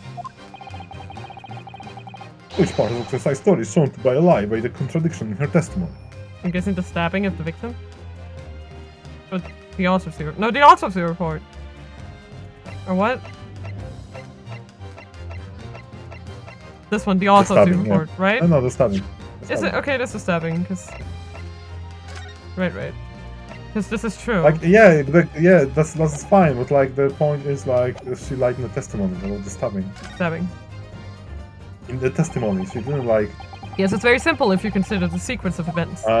Because like, if you said the autopsy report, but the autopsy report did not contradict her testimony. No. Because she said that... Yeah. No, if when the victim was stabbed, the blood from the wound seeped downwards as it did. We can be sure that the victim must have been either sitting or standing upright at the time. As you rightly pointed out, the birdcage would have fallen on the side if it fell beneath the stage. Yes, it would, which tells us she lied about lying on the autopsy report. Yeah. That the victim must have been in that position of his own accord. He didn't die. That's impossible. The man was dead, remember? Well, what if he wasn't? No, that is the misapprehension. He was alive. Oh! How did you know? This new music is making me pretty hype. When the birdcage fell from the stage, music is great. yeah. When the birdcage It gets you fell, so hyped. yes, like oh my god, like one thing that Ace Attorney never fails to do amazing, like no matter how little you like a case, is those like music cues. Yep. It's like and how you can tell that you picked and like evidence right when the music stops, stuff like that. And it shows greatly how you don't need a dub to convey a freaking story. Yeah. Like, yeah. When the birdcage fell from the stage into the void below, it must have hit the ground with considerable force.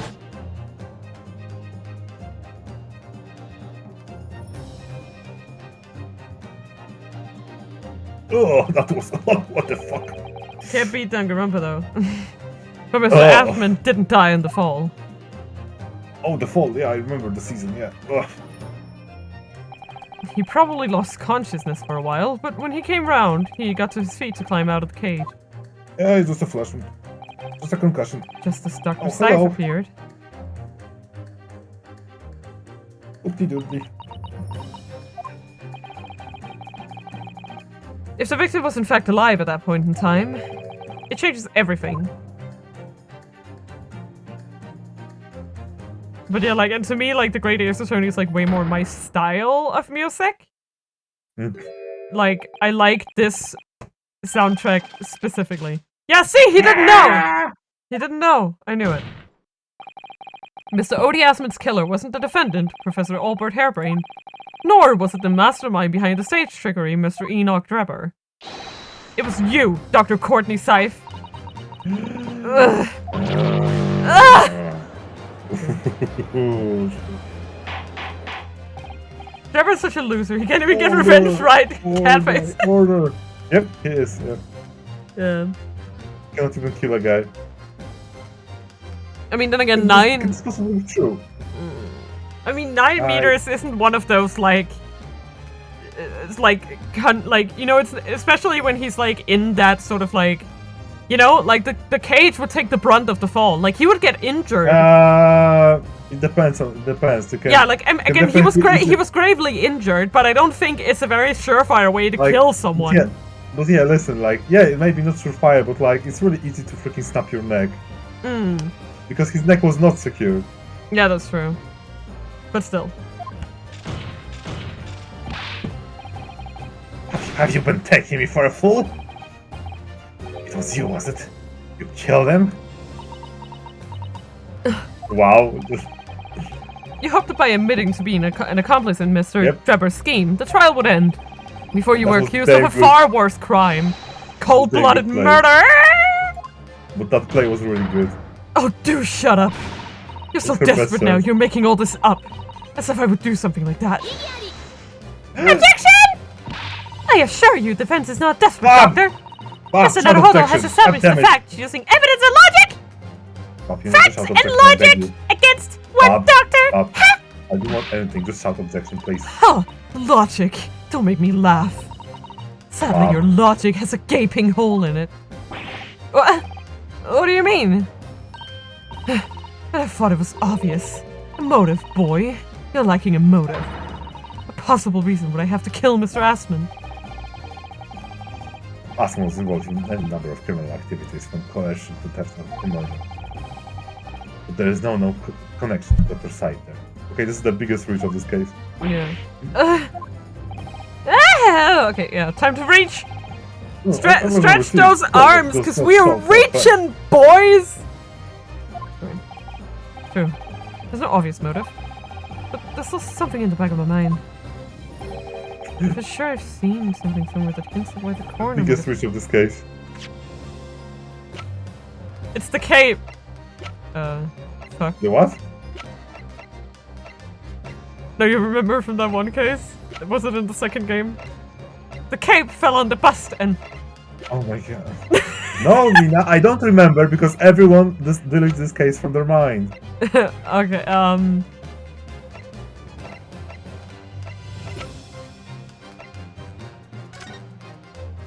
You know what I remember from this case? Zavari. That's how much I deleted that case. That I don't even remember what's inside the case.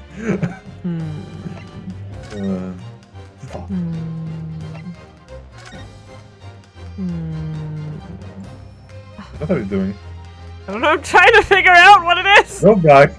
Just go! Okay. Yes, I might have tampered with the crime scene and I told you, concocted a this fake is the report. biggest reach. This is the biggest reach of this case. But murdering someone for no reason is a very different story. Objection! I'm reaching here! No. When you question what possible reason you could have for wanting to kill Mr. Asman, something did come to mind. What?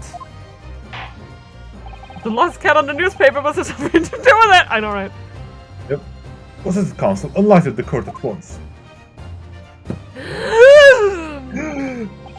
Yes, we saw it yesterday, didn't we? Something that seemed strange, but we had no reason to suspect it. What? There's a particular object that explains why Dr. Seif would have wanted to kill Mr. Asman. Oh, right! The fucking scalpels! Yeah, and that's the biggest reach. Like... It's a scalpel! Or rather, scalpels. Wait, does it mean that she has some illegal dealings going with him? Maybe? Yeah, that's the insinuation, yes. Did you say scalpels? Ah! It would appear that word has struck a chord, Doctor. You... Come on, out with it. It was yesterday when we visited your laboratory. We were snooping. Look at this. Look at this big thick book here. Big thick book. Big thick book. Big thick book. I don't know. Big thick book. The big thick book. The big thick book. Yeah, the thick book. The big thick book. Big thick book. I don't know. This just sounds good. It's a big thick book. It's like the first two rhyme and then all of them have the kind of like the same ending. Yeah, it's the rhythm. And the rhythm is Big there. thick book. Ah, it appears to be an accounting ledger. It's a record of the forensic investigation team's spending, I think. Oh. What is it? It's clear that the team purchases various equipment and supplies on a monthly basis, but, well, one entry seems rather strange. Really? In what way? They're buying 500 scalpels every month! Gee! That's a lot of metal! Scalpels.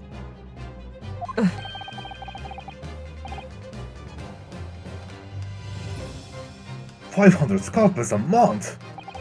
At first, I wondered what on earth you could be using that many scalpels for. But actually, I realize now it's not the scalpels themselves that are significant. It's the money for them, disappearing every month from the department's accounts. Asman's criminal organization relied heavily on extortion for its funding, tracing the money from the forensics investigation team accounts to find out where it was going. It would be extremely straightforward as to look at a big thick book. Big thick book, big thick book. Big thick book. Ugh.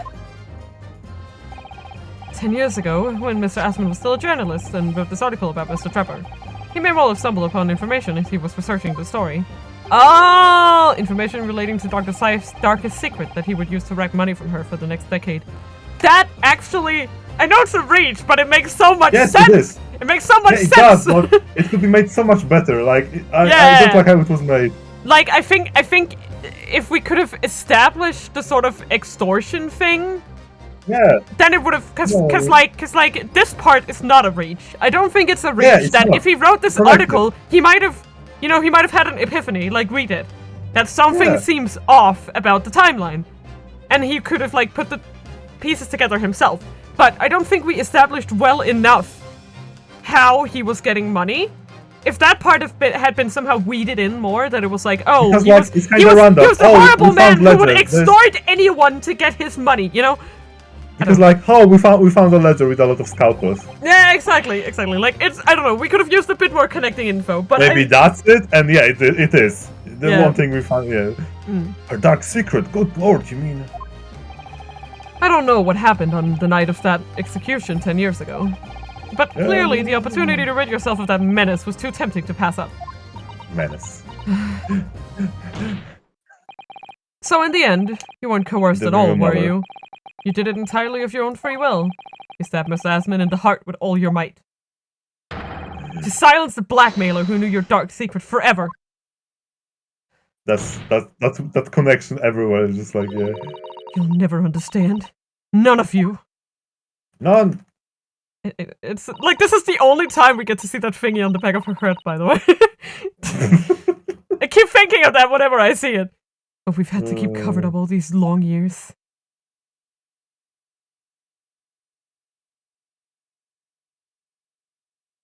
Hey, Bob. Hi, babe. Bob is dead. Oh my god. And you can just see the professor's head. Yep. That's kind of like, that has like a weirdly symbolic vibe to it, doesn't it? Yeah. That you could like see him looming over her in that final shot. I don't know. I don't think it was intentional, but like, it could be. as very little of the machine remains after it was ripped apart by the bomb, the truth of this case can never be properly established unless you speak out. And if you decide not to, it's very possible that Courtney Seif will escape punishment for her crimes. Please, sir, own up to what you've done, and tell the court the truth about what happened. No. 10 years ago, you told the truth and you were robbed of a bright and successful future as a result. I can certainly understand your bitterness and your consternation now. However, it's surely the chance you've been waiting for to sever the hold that fate had over you all those Yeah, years. okay, okay. And then we have his story, and oh my god. Should we where should we oh god. I don't know. Cause we could keep going to But if we will keep going, you know how long it will take. yeah, because I'm trying to think if we should end it like, you know, like cut it here and then like hear his story tomorrow.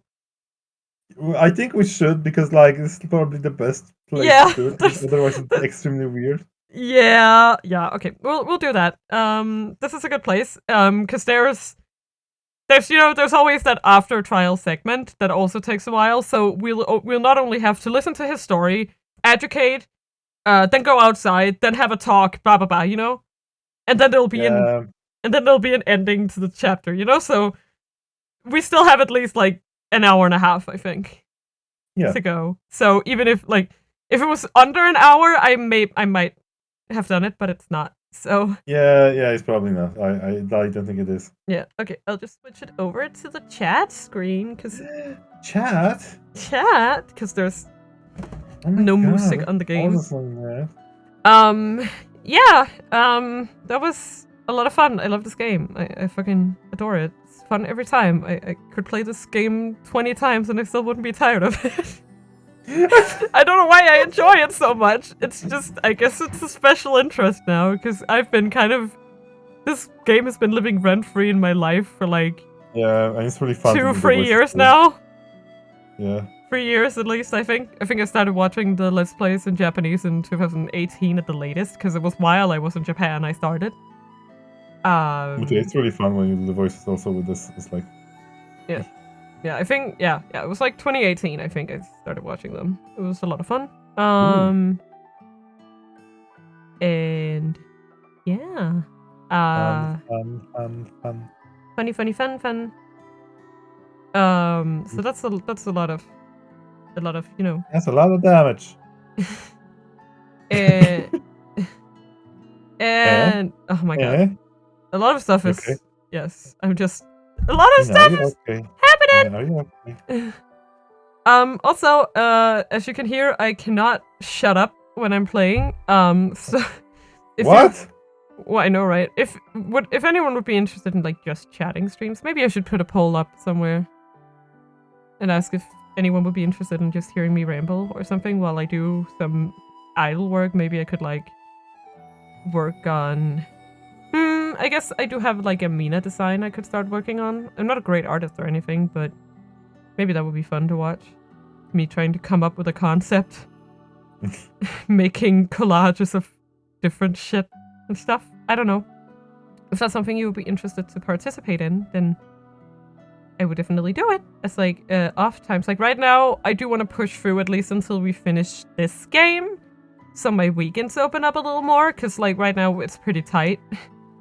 Yeah. Especially when I'm also streaming with Momo on Wednesdays a lot of the time. It's just sort of, you know, crammed together. But otherwise, I do think that would be a lot of fun. Because I can't just talk everyone's ears off forever.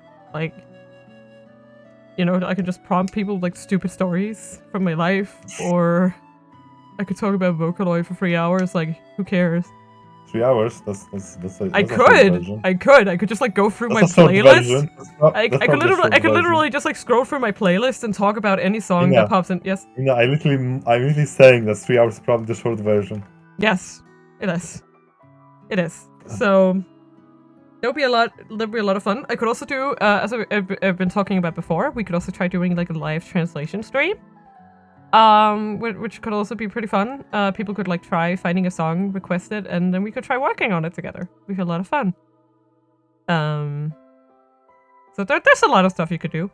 But for that, of course, I would probably need to first like create a sort of a chatting sort of playlist to go first.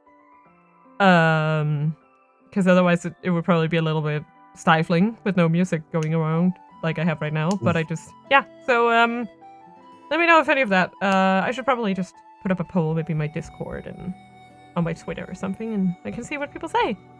So yeah, I will see you guys tomorrow for more of this bullshit. And I hope you guys sleep well tonight. Good night. Oyasumi na. Yes,